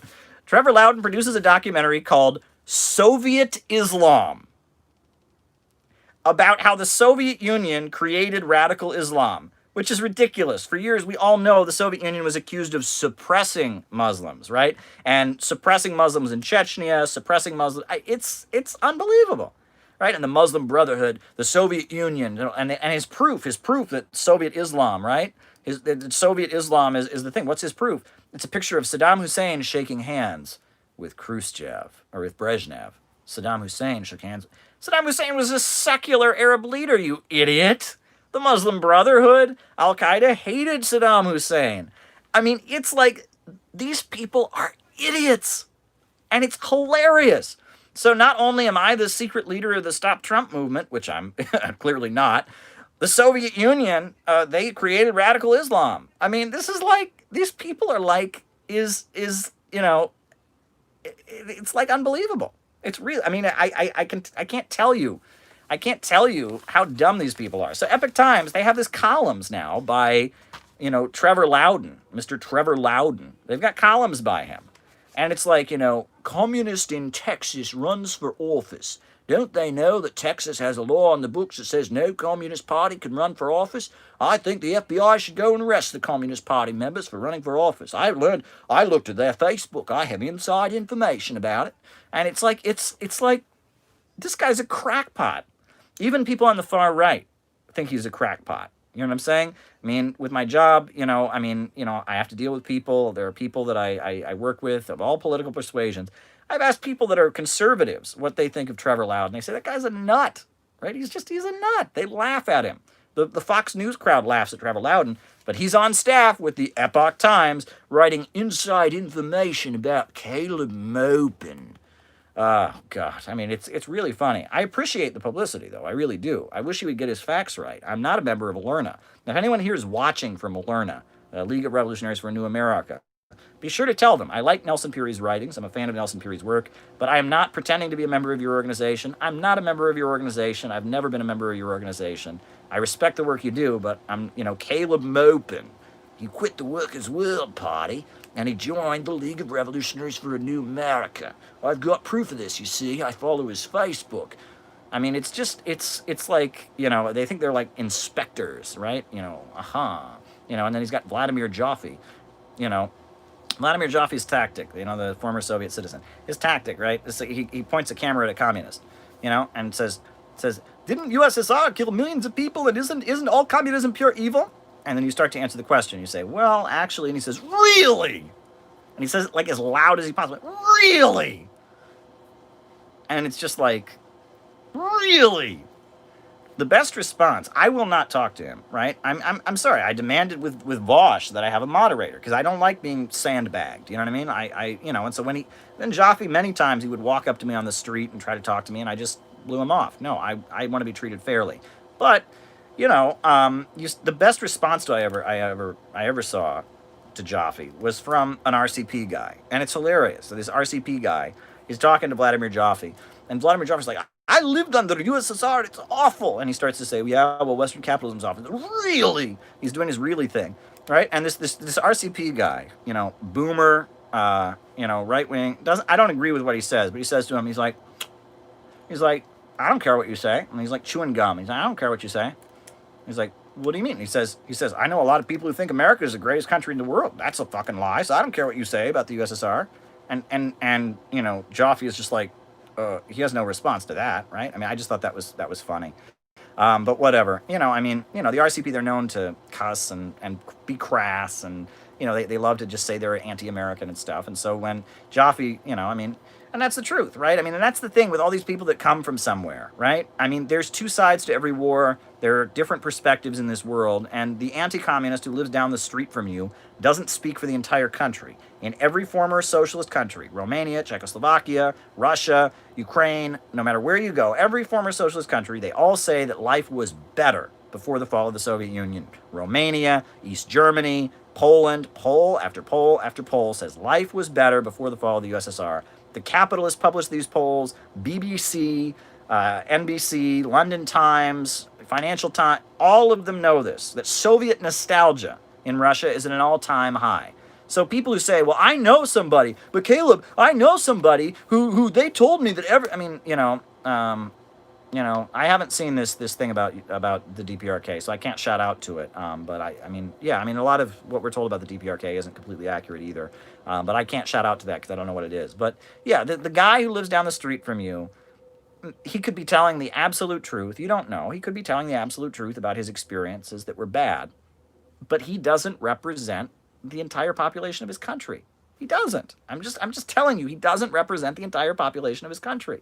And that's the most annoying thing, right? Poll after poll after poll after poll after poll after poll after poll shows that people say life was better in the former Soviet Union than it is now in all these countries. When they embraced the Western capitalism, life got worse. So, the guy who lives down the street from you, maybe he feels that way. He's not completely upfront. He doesn't represent the entire population of his country. That's just a fact, right? Hang me for saying it. And I mean, whatever. And there you go. I mean, it's just there again. I mean, there are two sides to every story. There are, I mean, look, Gone with the Wind. If you thought that the U.S. Civil War, if your understanding of the U.S. Civil War was watching Gone with the Wind, would you have understood the U.S. Civil War? No. That movie is told from the perspective of the slave owners. And if you watched nothing but Gone with the Wind, right, and you just watched Gone with the Wind, you would think that slavery was beautiful, right? The slaves stopped working. No one ordered them. There were no overseers, right? I get to say when it's quitting time or whatever. You would think that slavery was beautiful, and every white person in the South was rich and all of that, and then the evil northern capitalists came and ruined it all. That's what you would think. That's what you would think if you watched Gone with the Wind. If you listen to Miami Cubans, that's what you're going to think about Cuba. It's like watching Gone with the Wind and thinking that you understand the U.S. Civil War. If he'd lived another 10 or 20 years, do you think Yuri Andropov could have been the USSR's Deng Xiaoping? I don't know. I mean, maybe. Very possible. I think the USSR had big systemic problems. I don't think it was about one country. I think they had big systemic problems that needed to be corrected. The fact that they weren't able to correct it properly was itself the problem. It wasn't one individual. It was that they didn't have a mechanism for self-correction. Right? There's a lot about this. I mean, if you listen to the lectures of, there's the Perestroika book is very, very good. Socialism Betrayed, Roger Kieran, very good stuff. They needed the fact that there wasn't a mechanism within the Soviet bureaucracy itself for self-correction is the problem. But yeah, I mean, it's like, listening to Miami Cubans talk about and basing everything you know about Cuba by talking to them is about the same as listening to Gone with the Wind as if you were now an authority on the U.S. Civil War. Were there people like Scarlett O'Hara who were slave owners and had a good life as slave owners before, and, after the war, things sucked? I'm sure. Right? And if Scarlett O'Hara would she be lying? No, she probably thought slavery was great. Why? She was exploiting people of color for free labor and getting rich off their labor. And afterwards, when all the people of color were free and she'd lost her land or whatever, she was miserable. Was she lying when she says that? No. But that's her perspective. That's her perspective. Right? That doesn't represent the perspective of the slaves. Doesn't represent the perspective of the low-income white people of the South, which were the majority of white people who suffered as a result of slavery as well.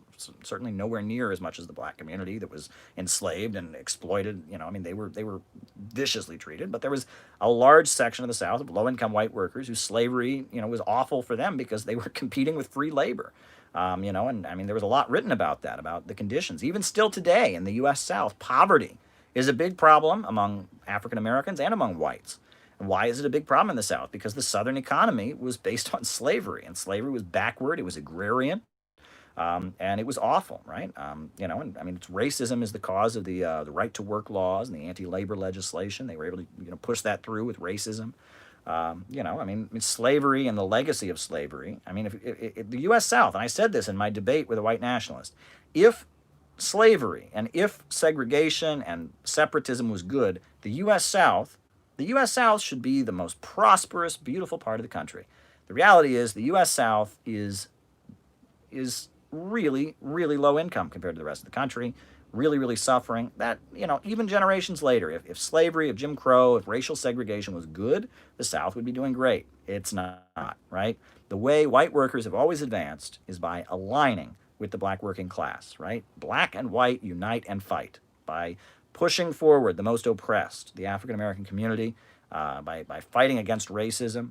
That's always how white workers have advanced. They had no response to that when I debated, the white supremacists about that. All right, so now we got to talk about Vosh. Oh boy. Oh boy. We want to talk about Vosh. We want to talk about Vosh. We want to talk about Jan Vosh. Well, folks, I didn't have very high expectations going into that debate. I really didn't. I watched Vosh, and I watched him argue with other people. People obviously who have nothing like my perspective. I watched him argue with like there was one time I tuned in to watch Vosh, and he's urging everyone to vote for Biden. He's making the most cliche, ridiculous argument that Trump is a fascist. You have to vote for Biden, or else we're gonna have fascism. I watched him another time, and he's like, there's a young woman who's calling in, and she's urging him to like be nice and decent to people, and he's like, no, I don't have to be nice to anyone. I'm Vosh. I don't have to be nice. I'm an asshole. I can be an asshole. And it's just like, if you watch Vosh, that's his persona. He is a professional asshole, right? I mean, he just sits there. I don't have feelings for other people. I sit there.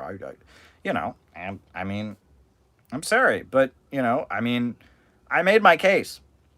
Right? I knew I wasn't going to convince him about China. To understand that China is a socialist country requires a very, very in-depth of understanding of Marxism.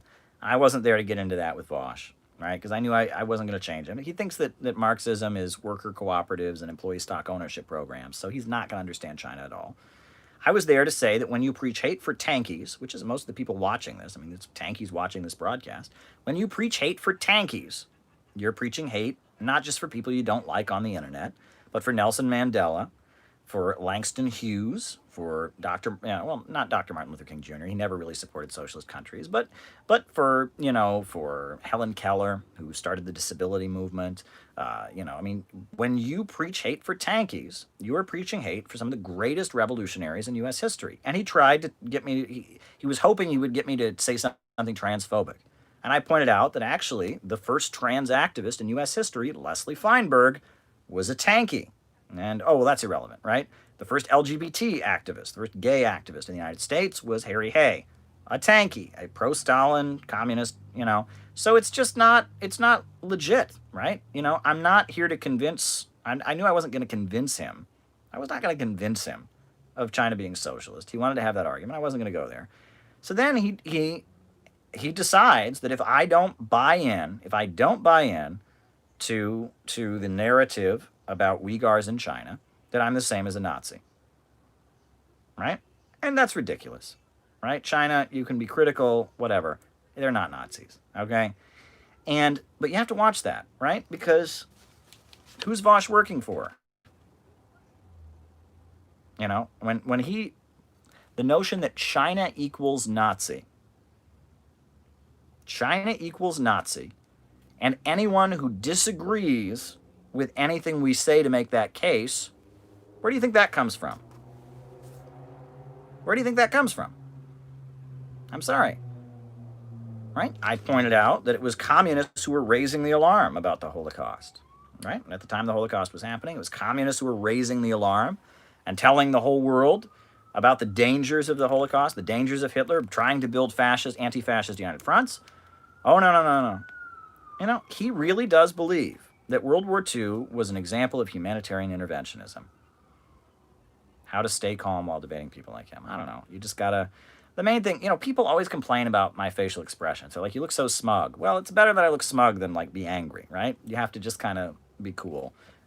You look smug, but, it's like you want to look smug or you want to be upset, right? So you just gotta, be sarcastic. You gotta laugh at them. You gotta be rude because... I'm listening to him. He takes a Marx quote out of context. It means exactly the opposite of what he's saying.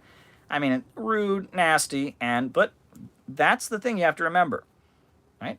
If you disagree with the U.S. media's narrative about China, you're the same as people who deny the Holocaust. That's what he said. That's his position. He said that to the entire world. And I said, you would have had Antifa beat up Nelson Mandela. You would have had Albert Einstein punched in the face.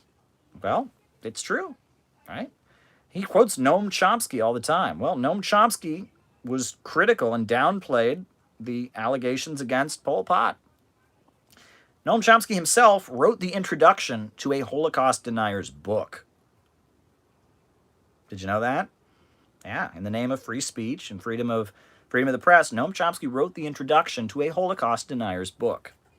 Right? Now, there you go. I mean, he said Pol Pot was not committing genocide, right? So he downplayed allegations of genocide against Pol Pot, and he actually wrote the introduction to a Holocaust denier's book. Vaush quotes him all the time. Well, because Noam Chomsky agrees with U.S. foreign policy right now about Syria, so he's okay. That's what that's about.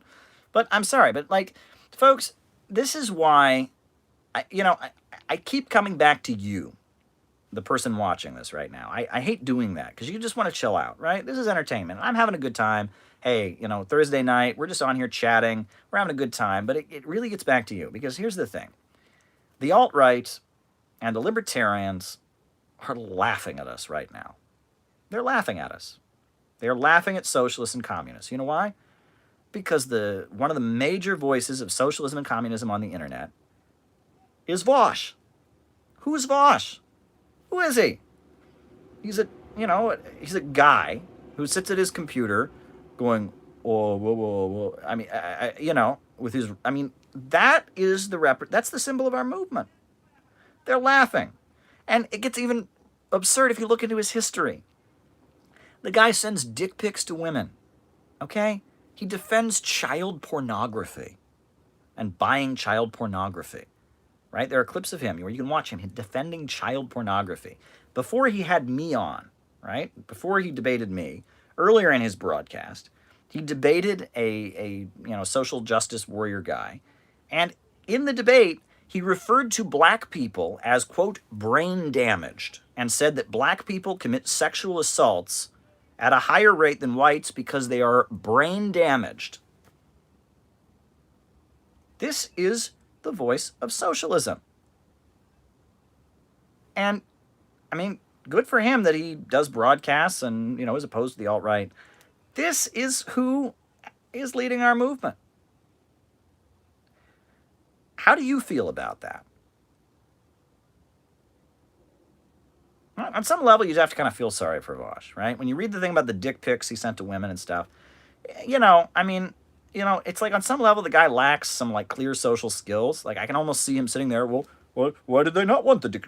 If they didn't want the dick pics, they shouldn't have looked at them. I like looking at my dick. Why wouldn't they like it? Look on his face, the rudeness. He probably he's probably the kind of person that can't understand that that's wrong. And I feel sorry for him. I really do, right? I mean, the way he responded to me, this is a person who, he sits and plays video games all day, right? I mean, his Hollywood dad is quite wealthy, we understand. And his Hollywood dad is probably very embarrassed, right? If we were making the kind of money he made, we'd be proud of ourselves. We're working class people. But his rich Hollywood dad, is probably sitting around with other Hollywood guys. What does your son do for a living? Oh, he's doing broadcasts and all. He's not proud of the fact that his son's a freak who sits on the internet all day. I don't have to feel sorry for other people. I don't have to feel empathy. I can send dick pics to women. It's Vaush's bourgeois family is probably embarrassed.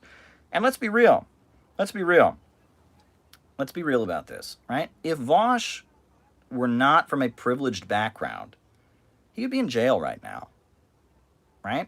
That's sexual assault in most states. You send a dick pic, an unwanted dick pic to a woman, if you're, low-income person, if you're African-American, you send a dick pic to somebody, right? That's sexual assault, right? You expose yourself, indecent exposure or whatever. That's a sexual assault. I mean, you're going to get a sex offender record and all of that. Well, he's Vaush, right? He's got a rich Hollywood dad. Right? Think about that, right? How many people are from different backgrounds? They're working class, they don't have a rich Hollywood dad, and they have his low level of social skills, his low level of empathy, and maybe they're not stupid enough to send dick pics to women, but they just don't get by. They're living in poverty right now. They're lucky if they can get disability right now. But Vaush, because his class privilege, and that's when you look at the debate. Towards the end of the debate, I talked about how his anti-authoritarianism wasn't correct. I criticized his anti-authoritarianism. right? And he just sits there and laughs, right? Because he doesn't understand that, right? He doesn't understand that working class people want a strong government. They want a government that will fight for them, right? That'll fight for the workers, that'll fight for the people. They want power. He doesn't get that, right? Right? Authoritarianism to him is when daddy takes his allowance away, right? He doesn't understand that, right? He's a rich kid who sits around playing video games and has figured out, maybe his dad hired him a bunch of consultants. They figured out how to monetize it. That's what he is, right? And he's in a privileged background, and for whatever reason, he's been anointed as the great the voice of socialism, and the alt-right is laughing at us, and the libertarians are laughing at us, and even the liberals are laughing at us, right? I mean, and there's only one thing we can do about it. There's only one thing we can do about it, which is start promoting these videos, start building this channel. I wear a suit. I'm a professional, right? I actually understand Marxism. Vosh is whatever you want to call him. I'm not going to use any more ad hominems, right? We have to push back against this. We have to do something about this. We have to build this community. We have to, we have to build this community. We have to change this. Because if not, that's who's going to represent socialism.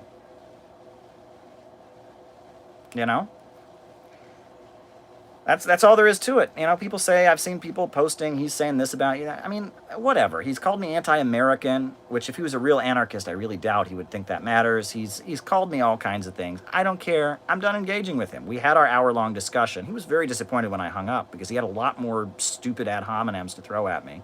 And he's probably still talking about me, which is good. Which is very, very good, right? I'm glad I engaged him. Wasn't pleasant, trust me. In the lead up to it, I knew it was going to be bad. It was bad. It was whatever. I'm happy I did it, and that's all there is to it. I mean, and again, right? This is what we're up against. We have a responsibility to make socialism more than this, to make socialism not a joke, right? There you go. If Kamala gets the nomination, he'll be shilling for Kamala. You know that. He's already shilling for Biden, right? I mean, it's pathetic. It's really pathetic. I mean, you want to talk about Rockefeller socialism and all that stuff.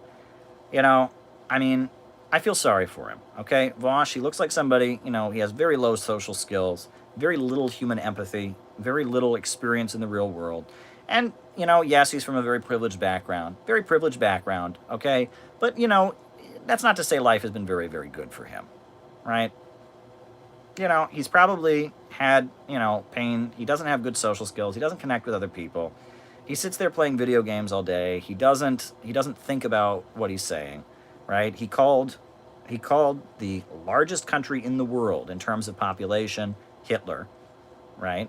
And anyone who has any sympathy with it, Hitler, right?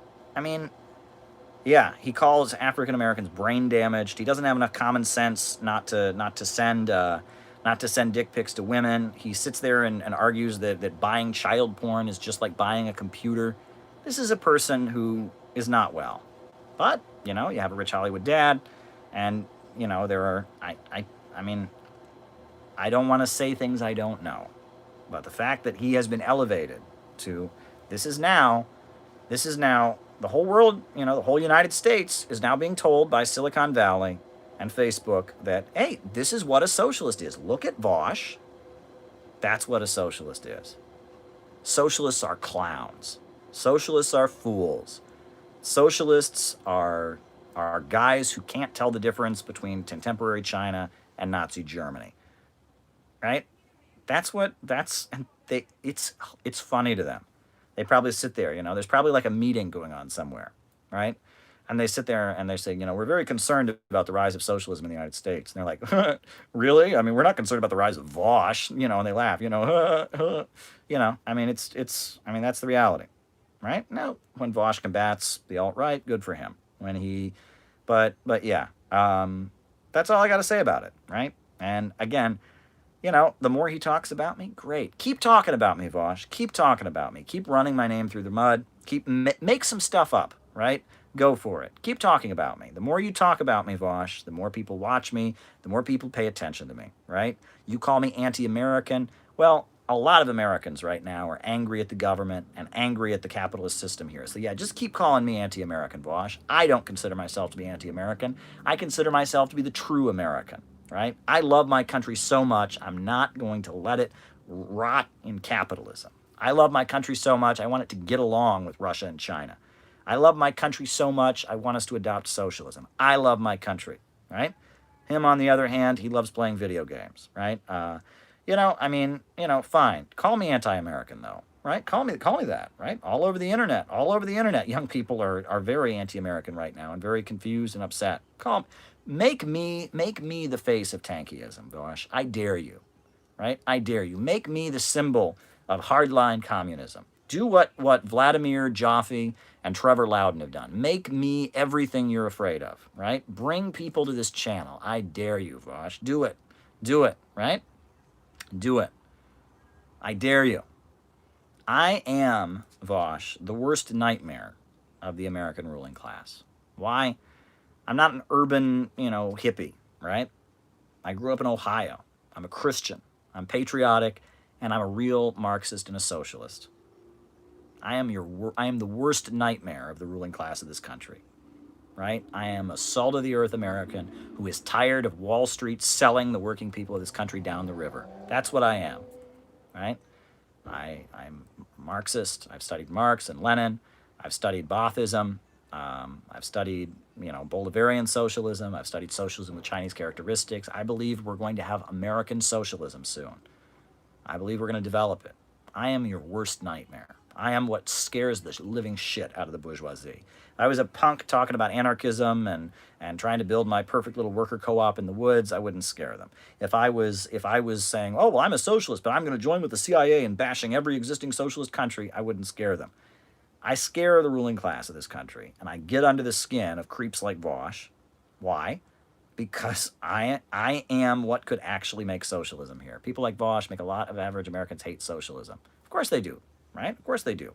And that's why I don't think it's a coincidence that all the algorithms like him and he's at the center of things, right? And there's a whole history, Congress for Cultural Freedom and all of that, but we don't know that. You never want to say anything you don't know, right? And that goes for 9/11, that goes for JFK assassination. Say what you know, don't say what you don't know, right? And again, I almost feel guilty, right? Here in this moment, I was pretty vicious to his personality, right?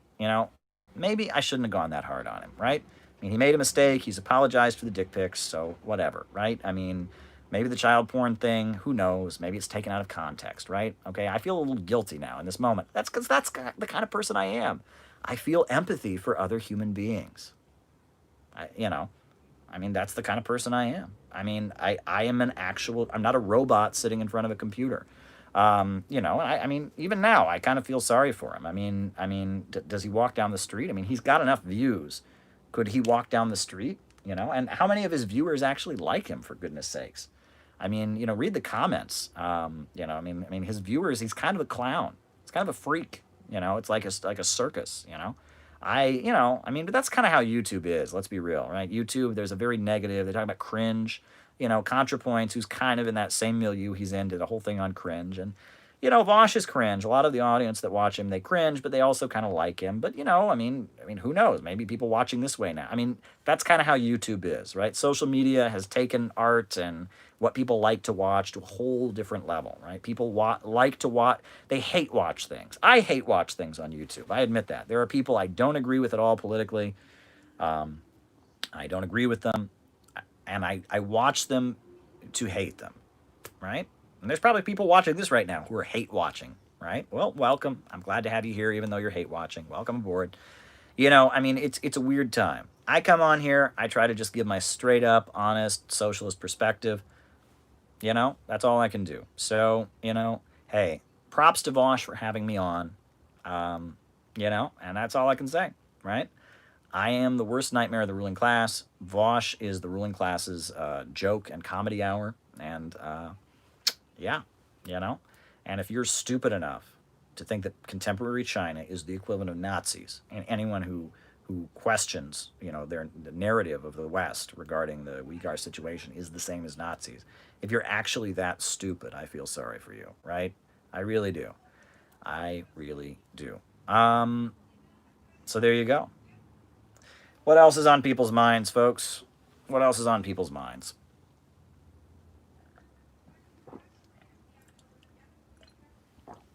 Jenny Lynn says he really is that stupid. Yeah, well, there you go. But what else is new? Well, well. If you don't have anything further, I thought I might actually read you a section from City Builders and Vandals in Our Age. My book, City Builders and Vandals in Our Age. Yeah, figured I might read that to you. But yeah, if you got any more super chats or questions, don't be afraid to talk about that. But yeah, I guess since there doesn't seem to be anything further, I'll read you from City Builders and Vandals in Our Age. Alrighty.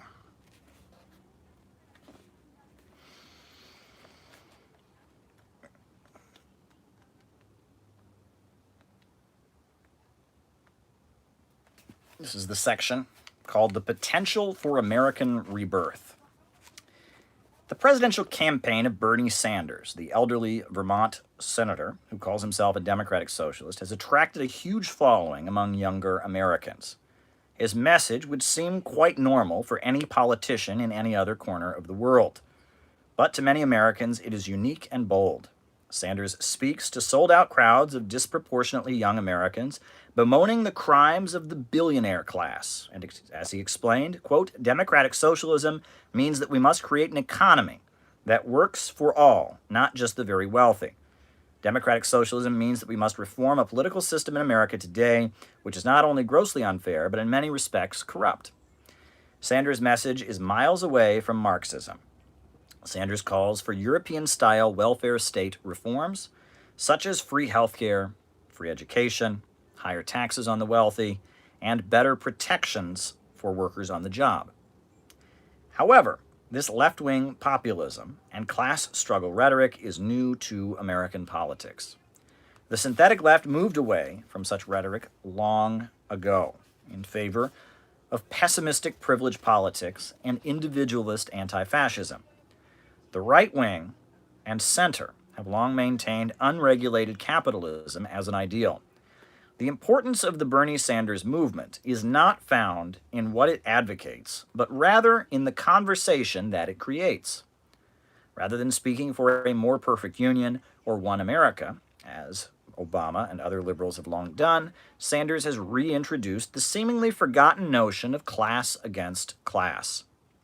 He has identified the wealthiest people, the owners of the major centers of economic power, as having interests that are contrary to the rest of the country. This notion that he presents is the inescapable truth. As the United States has become deindustrialized and faces internal decay and impoverishment, the Wall Street and London monopolists have enriched themselves like never before. They are loyal not to the country and the betterment of its population, but rather to their own profits, rooted in the global financial system. The slogan that is most encouraging amongst the Sanders movement is "Not me, us." The slogan calls for unleashing some notion of a group or collectivist identity and joint effort. The message is particularly valuable in a society where the glorification of capitalism from the right wing and the fixation with deconstruction from the synthetic left has eroded such essential sentiments. As the Sanders crowds chant "Not me, us," they are questioning the basic premises of liberalism, that the individual must be prioritized above all else. The Sanders movement calls for more social programs and redistribution of wealth, and has thus made itself a target of widespread right-wing criticism. Rightists portray the Sanders movement as simply representing entitlement from a generation that is deemed lazy and unproductive. What would make the Sanders movement explosively powerful is if the sentiments of "Not me, us" could be harnessed into an energy for mass construction and mobilization to rebuild the country. If the Sanders movement or elements like it were to go beyond simply calls for expanding social benefits, and instead towards calls for a state-directed rebirth of the economy, its power could be almost unstoppable. The current pessimism is not coming from within the American people, but it is imposed on them by a dying social system. The oil monopolists, who fear new energy sources see historical progress as a bad thing. Behind their talk of overpopulation, free markets, and the need for an open international system is the real fear that the means of production and the world itself could slip away from them. History must be stopped in order to indefinitely extend their rule. When one observes the youthful crowds around Sanders, one can see that the potential for the city-building tendency to reawaken itself on American shores is very real. The human energy seeking to build, create, and forge societal unity is very well alive in Eurasia. It certainly exists within the American psyche and has for a long time. Despite the evils of settler colonialism and racism, the United States was long identified around the world with a kind of pioneer desire to innovate and construct. It has been the unique 21st century incarnation of the Atlanticist pathology that has eroded the motor-mindedness long identified with American culture. The spark of inner drive and a desire to go out and do something has not vanished from within the American people. The classically American go-get-'em, live-wire mentality must be channeled into a collectivist endeavor for the country to be completely reborn on new, progressive, and revolutionary foundations. The model of win-win cooperation advanced by China and its Belt and Road Initiative is the perfect answer to the Atlanticist pathology. Connecting the world through trade and mutual development projects spells the end of countries being reduced to captive markets and spheres of influence. The Asian Infrastructure Investment Bank, the Eurasian Economic Union, the Bolivarian Alternative for Latin America, and other joint development operations centered around socialist countries are more effective in creating a new world and smashing the old order than any other weapon. These projects, seeking to restructure the global economy, we're reading from City Builders and Vandals in Our Age, in a way that eliminates poverty, are the only realistic solution to the crisis of mass migration. The only way to end the rise of terrorist groups and drug cartels is to shatter the old financial order based on holding back progress. Already, we have seen the successes of Eurasian alternatives as within even the most underdeveloped, corrupt, and politically weak societies, they bring the most constructive and progressive elements forward. The future of the United States ultimately mandates bringing the country into such efforts as much as possible. The more elements of the USA that can be integrated into the Eurasian alternative, the greater potential will exist for the city-building tendency within the United States itself. Trump calls for economic nationalism have turned into the opposite. Trump's tariffs are nothing more than leading the charge of Wall Street and London to barricade and siphon off the rising source of wealth and development that challenges their decaying system. Just as Julius Caesar emerged to champion the tradition of Socrates, Confucius, and Gilgamesh amid the plunder-based Roman Empire, forces that seek to build and not destroy will emerge within the United States. Such forces will see Russia, China, the Bolivarian countries, Iran, and other independent nations as potential allies rather than enemies or rivals. An axis within U.S. society that pushes for the rebirth of the country with central planning and integrating it into the Eurasian alternative must be built. As the factions within the ruling class of the United States pick constituencies among the population and mobilize them to attack each other, the city-building tendency must not join in these efforts. The myth that one section of the American working class can only gain at the expense of another must be debunked.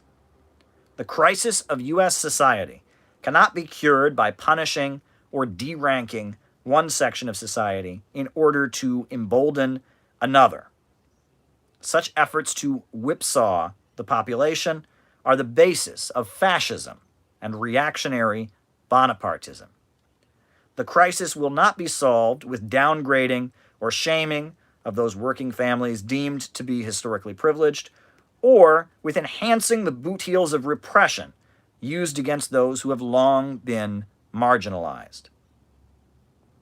A line of march for leading all the people of the United States out of poverty towards something better must be put forward. All of society must be mobilized against the monopolists and the Atlanticist pathology. To envision the city-building tendency awakening and taking power in the United States is to imagine the following. Imagine a government that immediately hired those unemployed or underutilized young people and put them to work rebuilding the country. A generation of highly skilled young people would no longer be wasted in low-wage, short-term service sector jobs in the vanishing service sector, but rather unleashed to build new schools and new universities, high-speed rail systems, fuel-efficient energy sources, water treatment plants, public health facilities, and other badly needed infrastructure.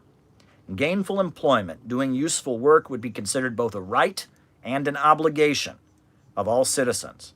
A spirit of selflessness and patriotism must be promoted as a generation is put to work rebuilding the parts of the country that have fallen into decay.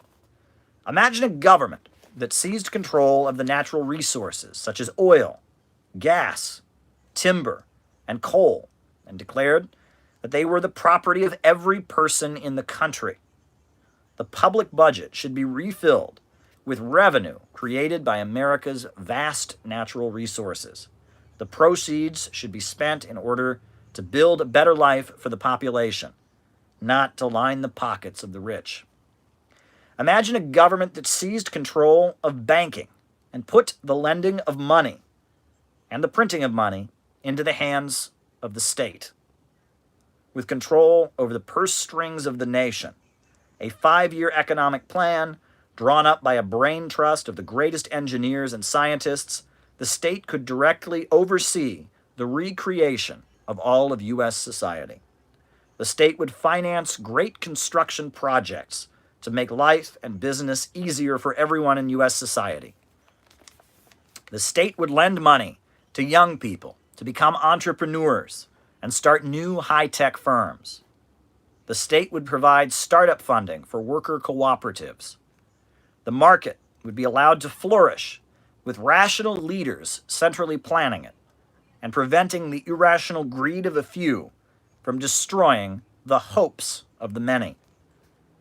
Imagine a government that treated every American as being worthy of a decent life. Roosevelt's vision of an economic Bill of Rights, securing the right to housing, education, employment, and other basic needs would be easily attained in the context of a state-controlled economic power. A revolutionary government would work to secure a decent life for everyone in the country. During the Cold War years, the Wall Street monopolists backed authoritarian governments across the world to suppress the threat of communist revolution. However, in the new age of globalism and neoliberalism, the wreckers and vandals of international finance prefer weak, ineffective governments that merely sit back as their agenda of impoverishment unfolds. Just as a parent who let their child go hungry or freeze in the cold would be charged with a crime, the government of the United States is guilty of criminal neglect. Rather than champion the people's interests against the forces of destruction, the government has allowed the predatory forces of monopoly capitalism to prey on the American people. With its hands-off neoliberal ideology, the political class of the United States has allowed the very people it's chartered to serve, to be left destitute, hungry, and often hopeless. The curing of this overall state of societal decay can only come in the form of a government of action. A government of action would be one rooted in the understanding that it is the obligation of the state to improve living conditions and advance historical progress. The liberal notion that the government is best that governs least must be shattered and replaced with conceptions of statecraft that built every great civilization and pioneered every great advance for the human species. Socialism will come to the United States in a unique form that will be unlike anything seen in the Soviet Union, China, Cuba, Venezuela, or anywhere else. Only the American people themselves are capable of rescuing the country from capitalism, and only a kind of socialism rooted in their own desires and hopes, intended to address their own problems and hardships, will be capable of rebuilding the United States. Socialism cannot and will not be the result of foreign subversion or hostile takeover by geopolitical rivals.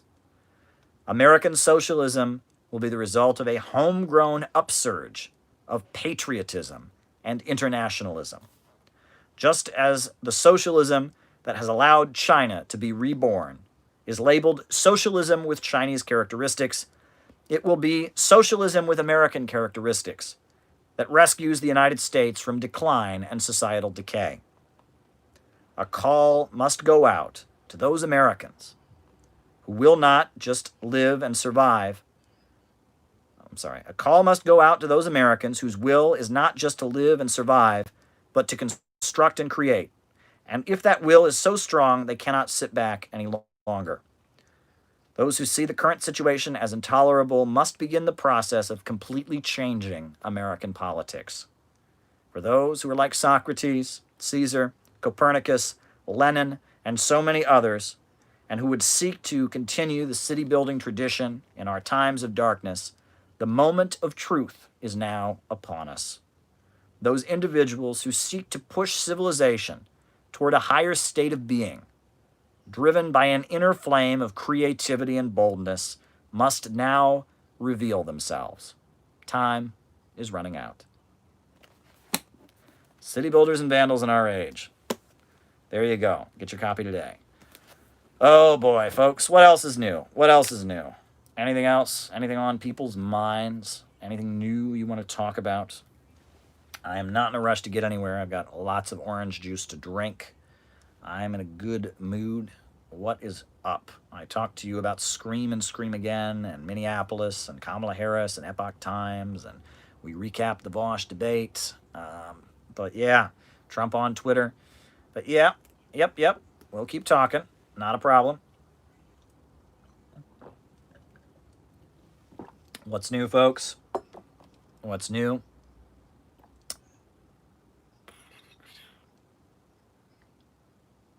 Will the Rehawken conference be rescheduled? Yes, but we have to wait for things to open up. I mean, the Center for Political Innovation, we got to wait for things to open up. I mean, if we scheduled it now and things weren't open yet, I mean, there's some people who say the country could be locked down until November, until next year. We just got to wait, unfortunately. The Green Book, though. People were asking about the Green Book.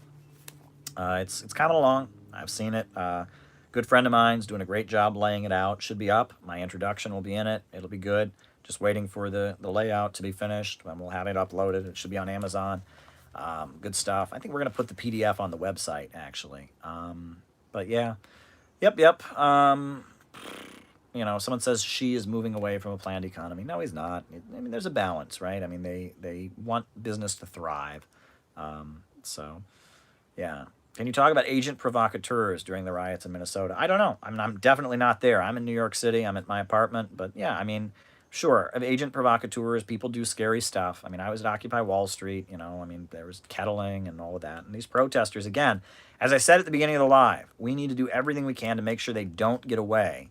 They don't get away with massacring these people. These people are out there protesting. They're mad about the low-wage police state. They're mad about civil liberties being taken away. They're mad about racist police murder. And, we know that if they were to go and massacre these people, there would be a social media silencing. They would try to cover it up. So we need to demand. We need to absolutely demand, positively, absolutely demand that their voices be heard. We need to do that. We need to just do that. We need to make sure it doesn't happen. Yeah.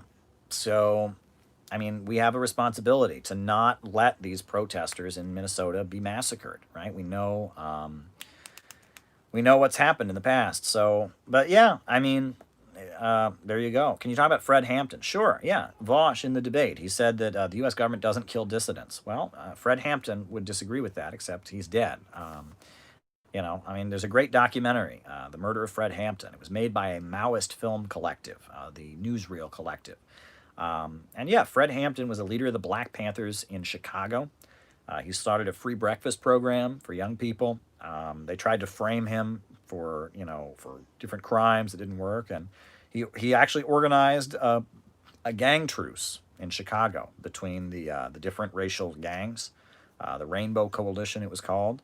He was murdered. I mean, he was murdered, and at the time, the U.S. media, what did they call it? Vicious Panther attack, and they tried to blame it on the Panthers. But if you look at it, it was an assassination. And it was revealed that it was an assassination. 1969, December of 1969, one of the most prominent leaders of the Black Panthers in Chicago was assassinated.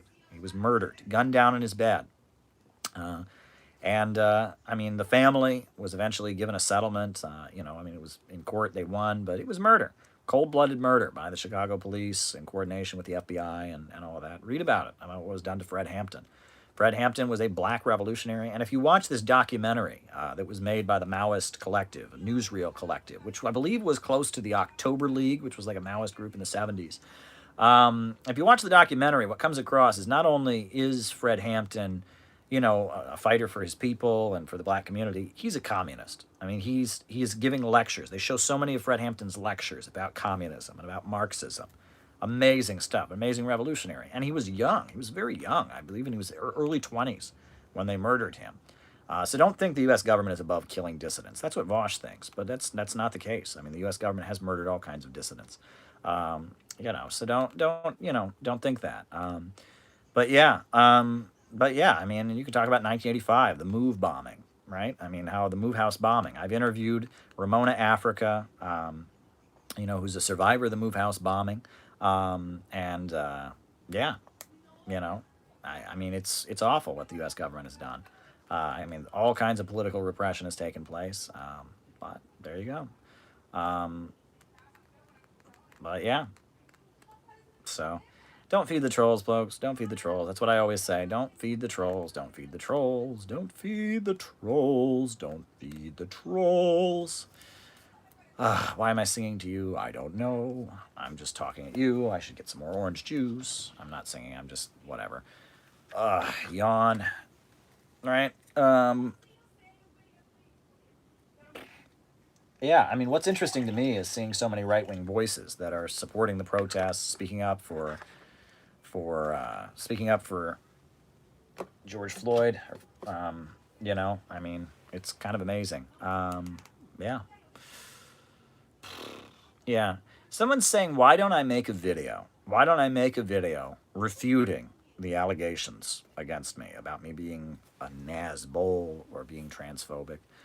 Well, here's the thing, folks. The more you do that, the more the allegations come. This is the internet. This is the internet. Right? This is the internet. Right? A couple lives ago, great example.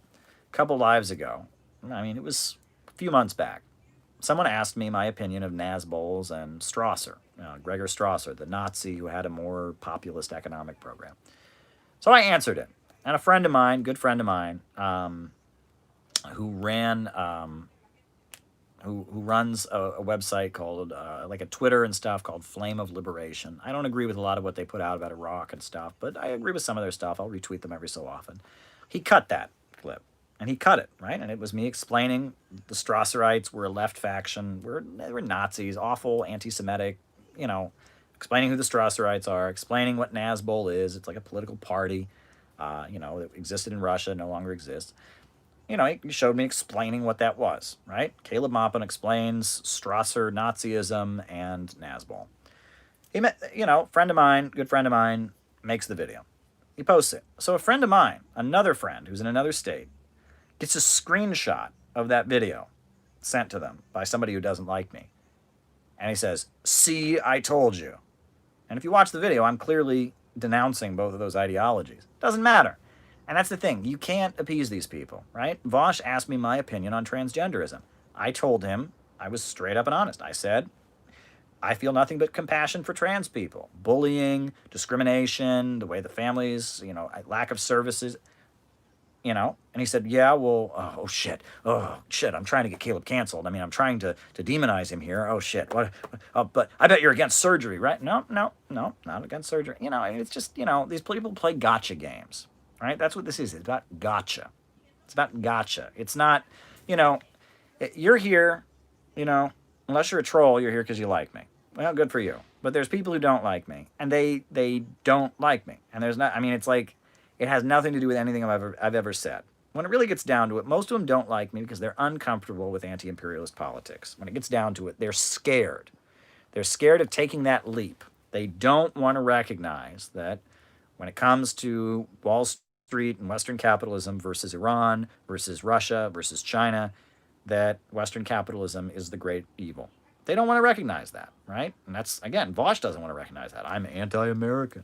Right? That's a huge pill to swallow, to recognize that the government of the United States, which is not loyal to this country, which is un-American in my opinion, that the government of the United States is wrong. And as bad as some government around the world might be, it's still better than Western capitalism and imperialism. That the greatest evil that has ever existed in the world at this point is Western capitalism and imperialism. And it's destroying the lives of America's working families. It's destroying the lives of people all over the world. And that the forces around the world that are trying to build something better and building an alternative economy, they're right. And as much as TV tells you they're wrong, as much as you've been raised to hate them, trying to get the camera here, as much as you've been raised to hate them, those forces around the world that are resisting Western capitalism and imperialism are right, and Western capitalism and imperialism is wrong. That's a tough pill to swallow. It's a tough pill to swallow, folks. It's hard to accept. It's hard to accept. It's a tough pill to swallow, right? And I represent people swallowing that, right? I represent people making that leap, right? I grew up in an all-Republican town.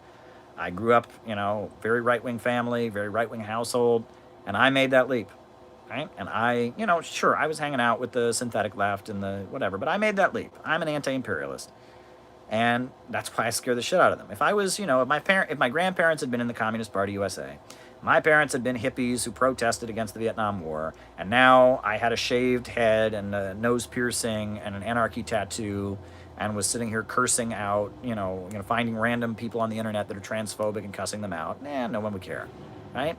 That's not who you're dealing with. That's not who you're dealing with.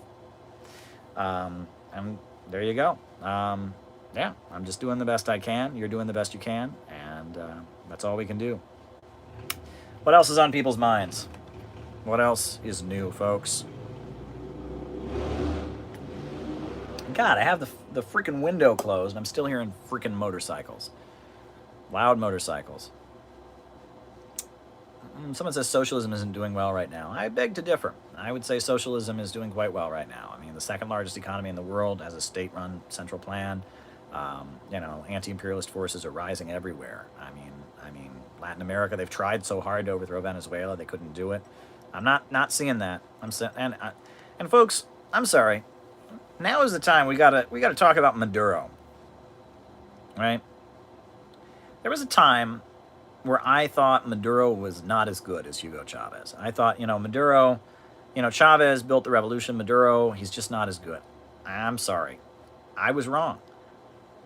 Look at what Maduro has done. The U.S. government has siphoned off that country. The U.S. government has destabilized that country. The U.S. government has been trying to overthrow them again and again and again. And he is holding that place together. He's got that place locked down. I mean, Chavez, it were bad times. There were efforts to overthrow Chavez, but the economy was much better under Chavez. I mean, any leader who can hold a country together under these circumstances, that is some real leadership skills, okay? I mean, I was there in 2015, and I heard, frustrations that people had. I mean, I'm sorry, Maduro, Thanks for being a decent human being and trying to make the world a better place. Thankless job. Well, thanks, John Doe. I do my best. But yeah, Maduro, former bus driver, he was a Maoist at one point. He was in the Communist Party, I believe. He's United Socialist Party, labor guy, bus driver. I've actually been in his presence. I haven't met him. I haven't shook his hand, but I've been like in his presence at UN stuff, and he's a very large man, right? I mean, he looks like a huge football player or something, right?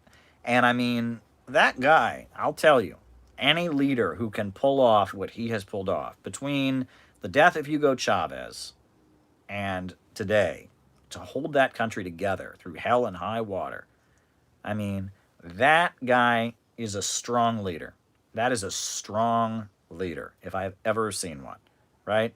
Trump, if Trump was leading a country in the circumstances Venezuela was in, Trump would shoot himself. Trump would resign and he would run to Hawaii and hide in a hotel, right? No leader, no leader.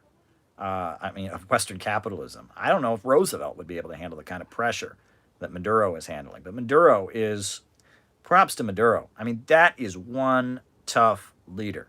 That is one effective leader to hold that country together. It's amazing. One of the things that I think is amazing about Venezuela is that the collectivos that they have built. How like the socialist movement in Venezuela, there's many different tendencies. There's Trotskyites, there's Maoists, there's anarchists, there's social democrats, there's Latin American, like Roman Catholics, and but they have this what do you call like a collectivos, where it's like they have these different kind of worker cooperative places where different factions have their own little area, right? I saw this in Central Caracas. I actually made a little documentary inside a Bolivarian commune. And it's like these little factions, they give one of these factions like their own little area, and they like have factories there, and they all live together. And they have the communist cities, the communal cities and stuff. And it's like they're all part of the Bolivarian camp, but they have their different ideologies. There's a Christian one we visited. There's a communist and more secular atheist one. It's amazing. It's really, really amazing. Really amazing stuff. It's a coalition, right? It's a federation. And they've gotten all these different communist groups to kind of work together, and they all kind of have their own little dominion within the larger Bolivarian camp. And they have the Bolivarian militias. These groups have their own like armed groups. They have the actual military gets its training in Cuba. It's like Marxist-Leninist, trained military. People who think that Venezuela is just social democracy, I'm sorry. No. Allende, yeah, okay, that was just social democracy. But yeah, Venezuela is a revolutionary country. It is a revolutionary country. The economy is controlled by the state.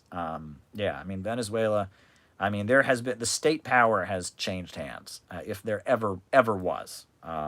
If ever there was a change of hands in state power. Venezuela is a revolutionary country, folks. I've been there. I've seen it. Oh, boy. In one of the collectivos we visited, there was a young woman that we talked to, and she told us her life story. That, she was a homeless child. Explain why Trump appointed Bill Gates, Tide Pharma exec, as vaccine czar. All right, I'll talk about that. I'll address that. But let me finish this.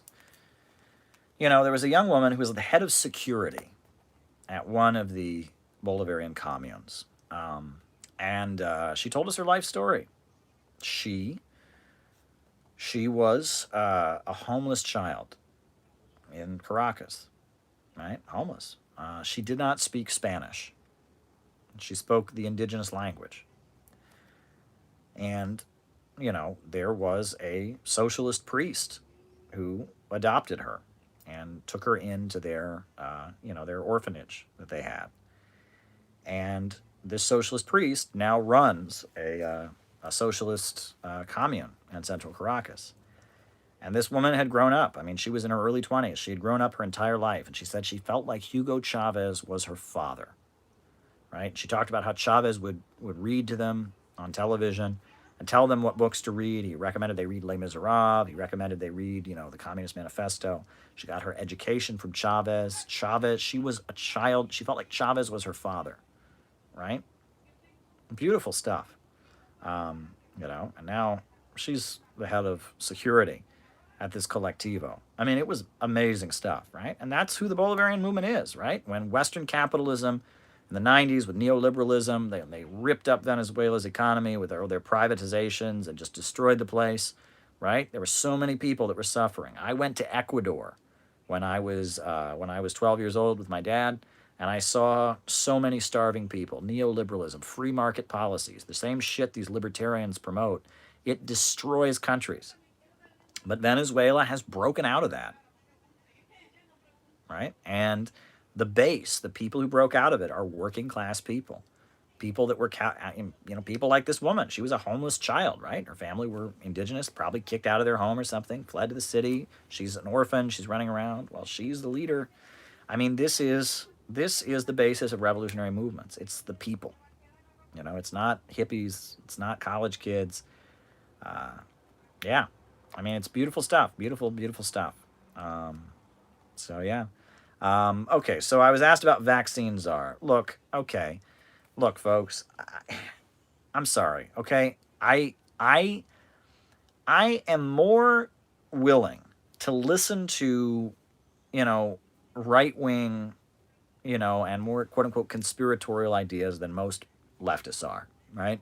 I am more willing to hear them out, right? Pizzagate, for example, right?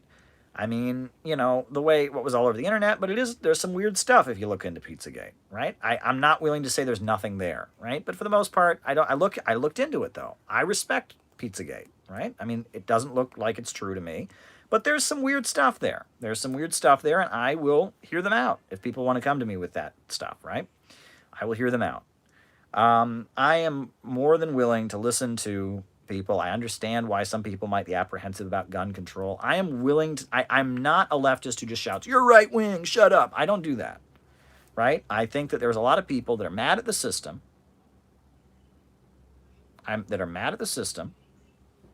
and it comes out in right wing ways. Pizzagate, for example, right?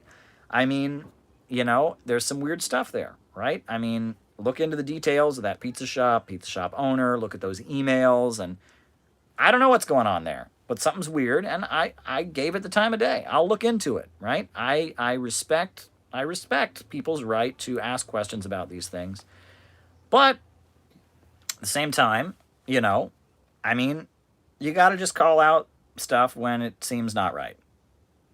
Okay? And there are some things that just, I mean, I'm sorry, vaccines are needed for public health. And anti-vax stuff, don't buy it. Don't buy it. I interviewed anti-vaxxers. I actually did an interview with some anti-vaxxers in New York City. I talked to them. I said, weren't there like pandemics? This was years ago, or like last year. They had their rally to protest about the fact that if kids are not vaccinated, they can't go to New York City public schools. And I interviewed them. And they told me that all the pandemics were all just propaganda. No one ever got sick and died from the measles. I mean, these people are delusional. They're delusional. I'm sorry. Like, the anti-vax stuff, no.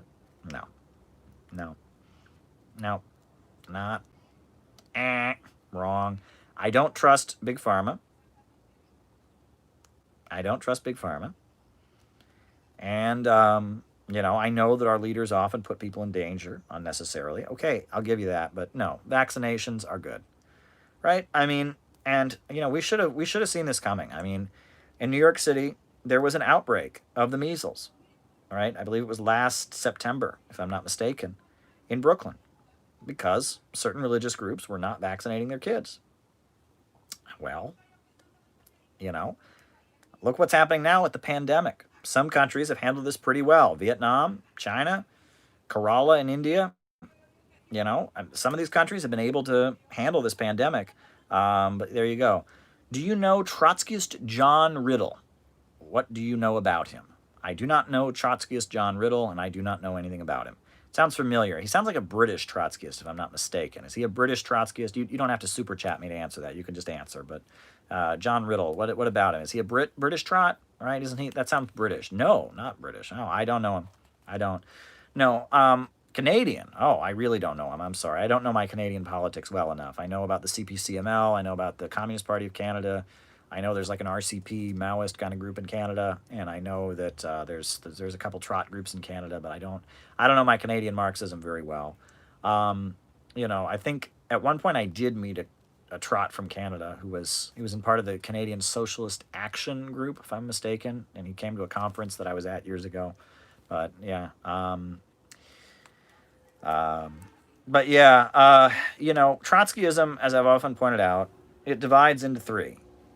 Um, you've got what we call neo-Trotskyism. Neo-Trotskyism is just it's the folks that cut ties with Trotsky because Trotsky said the Soviet Union still had socialist economic foundations.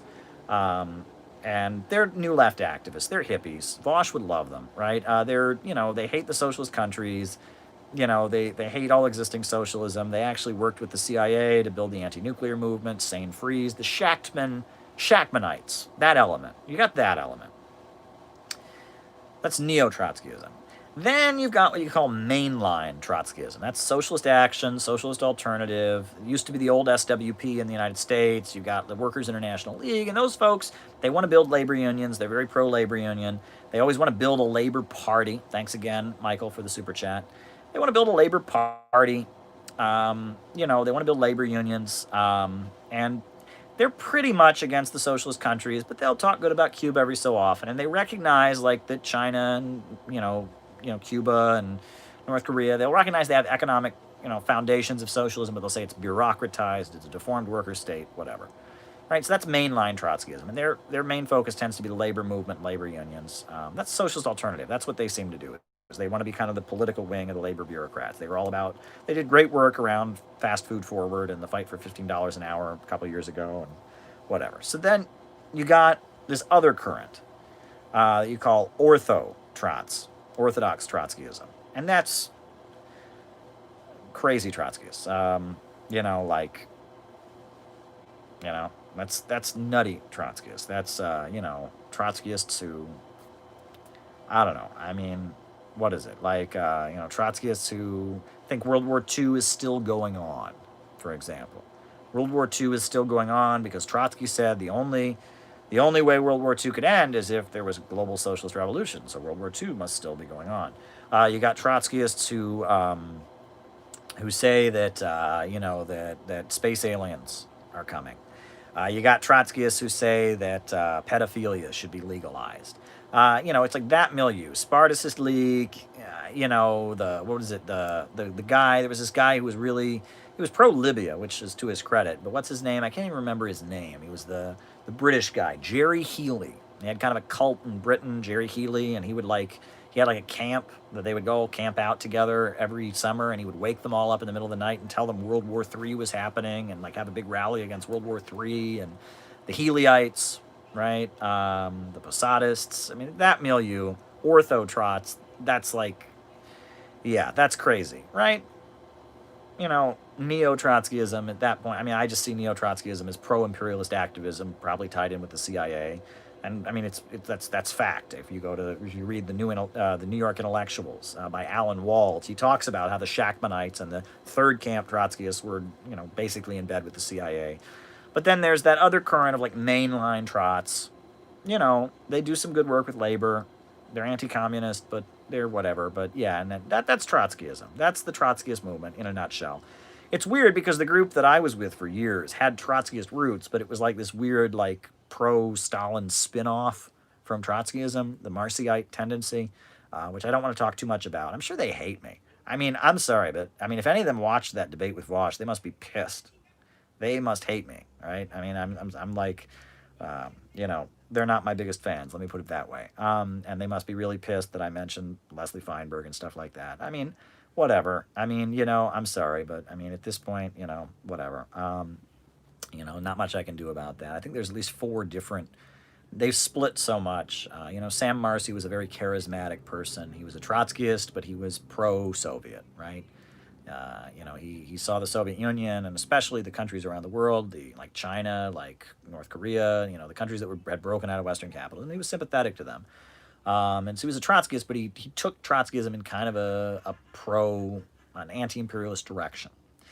Um, and yeah, he was very charismatic guy, and he died in the 90s, 1998. He died, and ever since then, his current, I guess you could call it, in the United States, which is really only in the USA. There was no Marcyite International.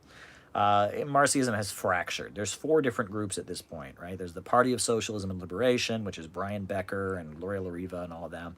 There's the Workers' World Party, which is the group Sam Marcy originally started.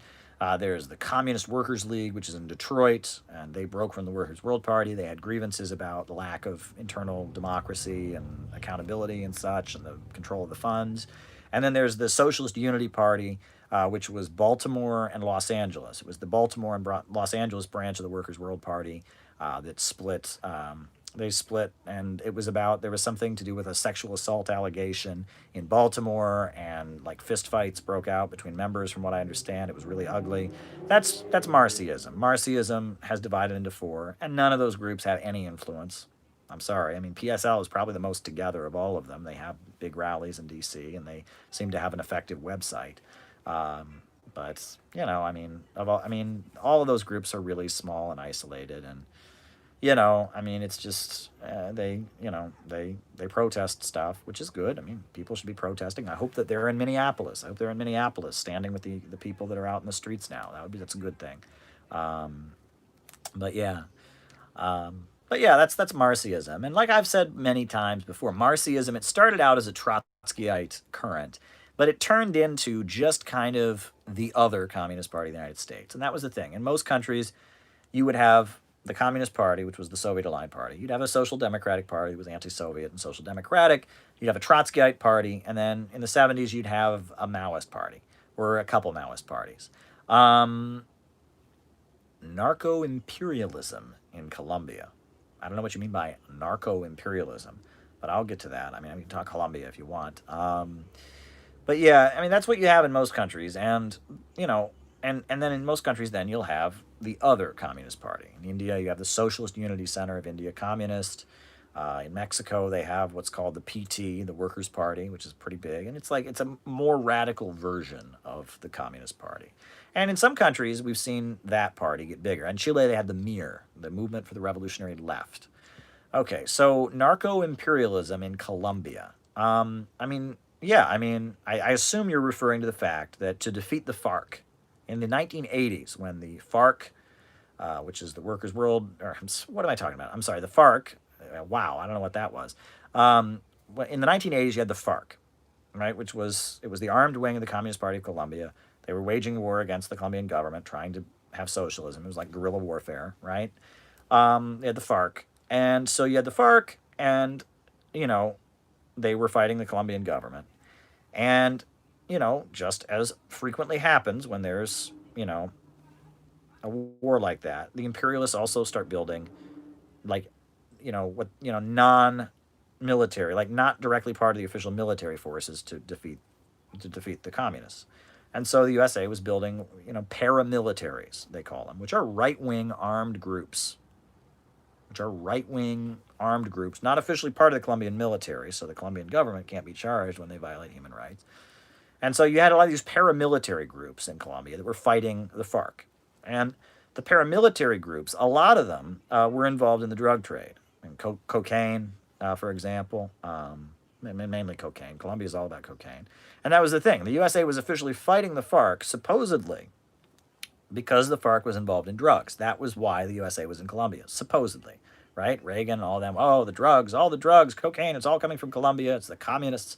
Ronald Reagan, the communists are shipping cocaine into our country. I'm Ronald Reagan. We're going to fight against those communists in the FARC. Yes, we are. We're going to stop them. And the Sandinistas, too. They're doing cocaine, and do you want your kid to be addicted to drugs? Well, then we got to send soldiers to Latin America, to keep your kid from becoming a drug addict. Yes, that's why we got to build lots of big prisons and lock up the low-income people and African Americans. Yes, sir. War on drugs. Yes, sir. Yes, sir. Ronald Reagan. So, what they didn't tell you at the time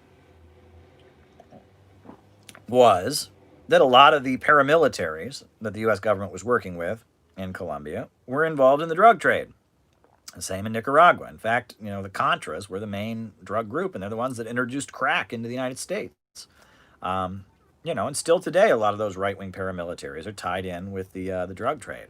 Still today, and they still exist. The right-wing paramilitaries, and that's interesting. In Brazil, for example, the military dictatorship fell during the 1980s, but the current president Bolsonaro is tied to right-wing paramilitaries that assassinate leftists, and that's kind of what happened in a lot of these countries in Latin America. What happened was, yes, the official military dictatorship fell, but there was still this apparatus of right-wing extremists and fanatics who did assassinations, like Janine Áñez, who the USA has installed as the dictator of Bolivia recently, the anti-communist fanatic. Janine Áñez, she is very much, she's tied to these right-wing paramilitary groups that are really fascistic. I mean, we'll praise Hitler and stuff like that, right? So, but yeah, and they've done awful things, and that's one thing in Latin America. You have these right-wing paramilitary groups. I mean, it's pretty wild how these things work. What else is on people's minds? What else is new? Keep going for a little while longer, folks. Why not, right? Why not keep going? Why not? Why not talk? I can talk. Right? Ugh. Yeah. I mean, China's locking down Hong Kong. I mean, I'm sorry. Hong Kong has been very, very, very divided and the chaos, and now China's locking down Hong Kong. That's all there is to it. Yeah. Has my opinion on UBI shifted? Well, like I said, I would be in favor of UBI. I just don't think it's the answer. I think it's good. It's a step forward to have people have some kind of economic security. I'm not against UBI. I just don't think it's the answer. And I think that the forces pushing UBI are forces that just kind of want to control and stabilize the United States. They're not socialist. But yeah, I'd be in favor of it. I'd rather people have an income than not, right? I don't want anyone to starve.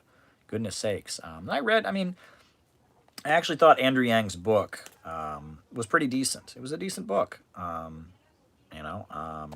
War on Normal People. Yeah. What else is new? UBI. I already talked about Prague Spring, folks. Did a whole thing on it, right?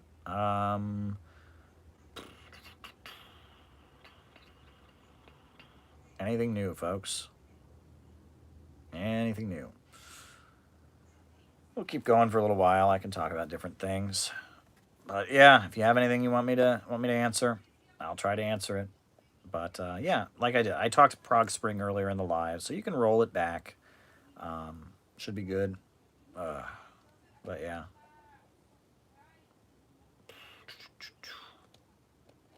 People are just talking things. Someone asked me about socialist karate. I've never heard of socialist karate. What's socialist karate?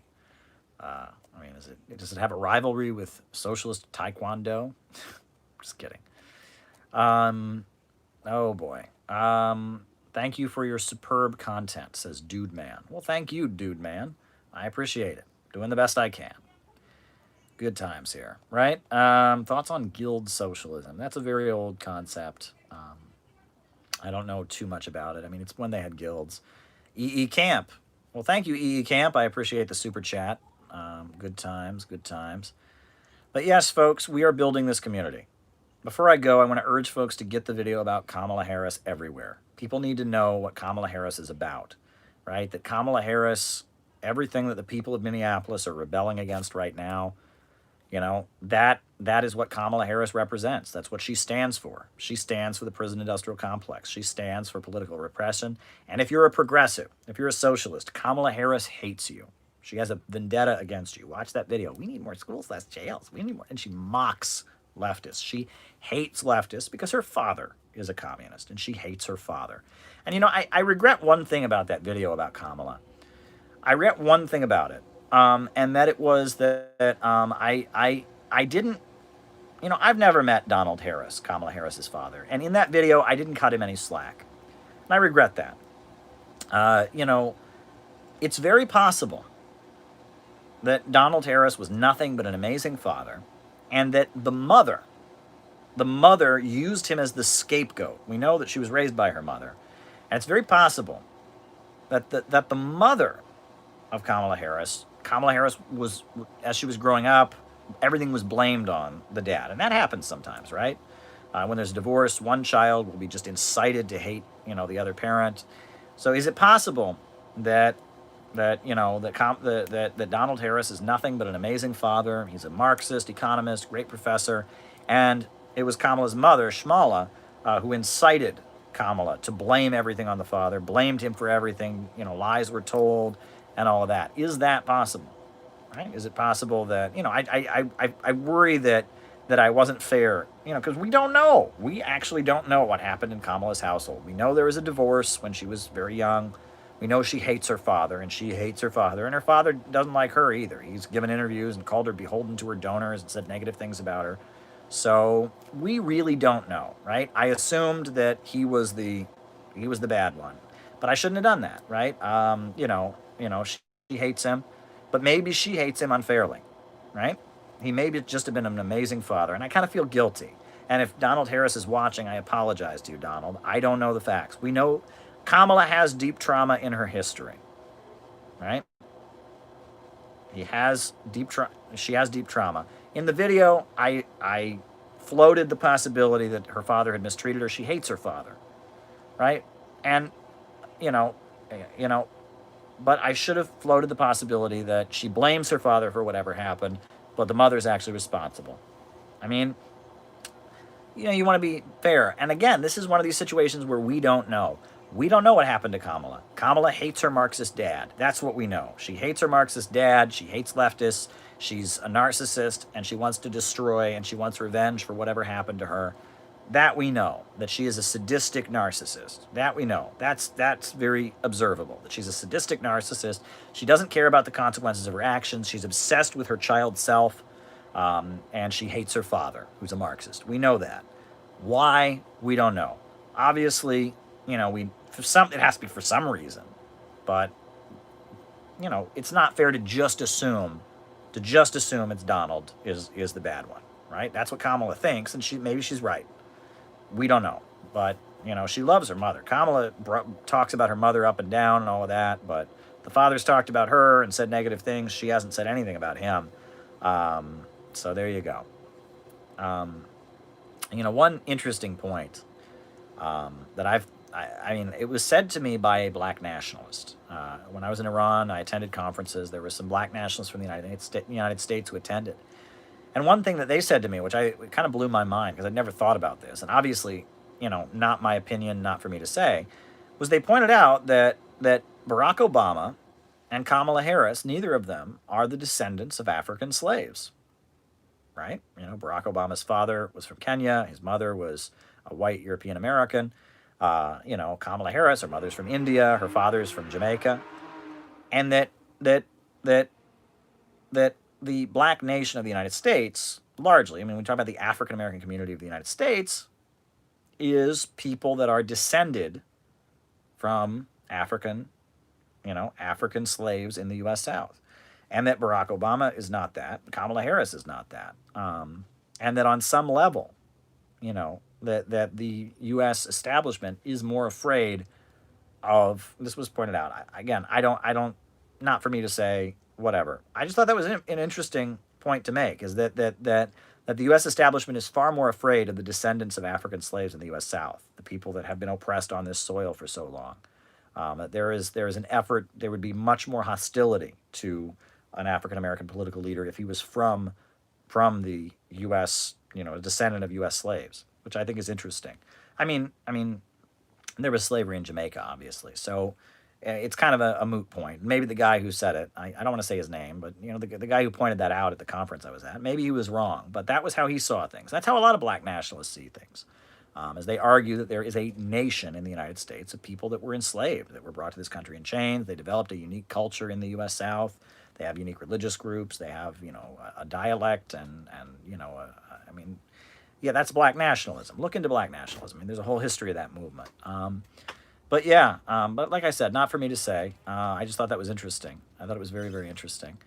Anything else, folks, before I wrap this up?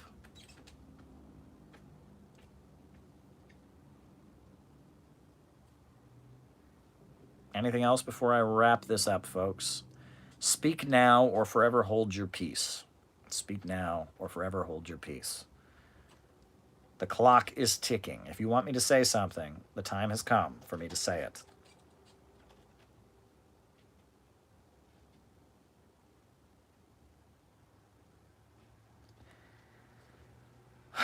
What a day. What a day.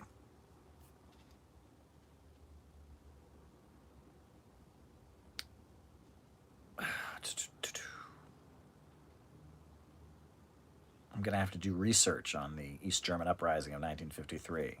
I don't know too much about it. I'm going to have to research it, though. Yeah. All right, folks, I will end this live the way I always end this live. A new upsurge in the struggle against U.S. imperialism is now emerging throughout the world. Ever since World War II, U.S. imperialism and its followers have been continuously launching wars of aggression. But the people of various countries have been continuously waging revolutionary wars to defeat their aggression. While the danger of a new world war still exists, and the people of all countries must get prepared, revolution is the main trend in the world today. While the danger of a new world war still exists, the people of all countries must get prepared. Revolution is the main trend in the world today. Folks, we need a government of action to fight for working families. We need a government of action to fight for working families. We need a government of action to fight for working families. Have a good night, folks.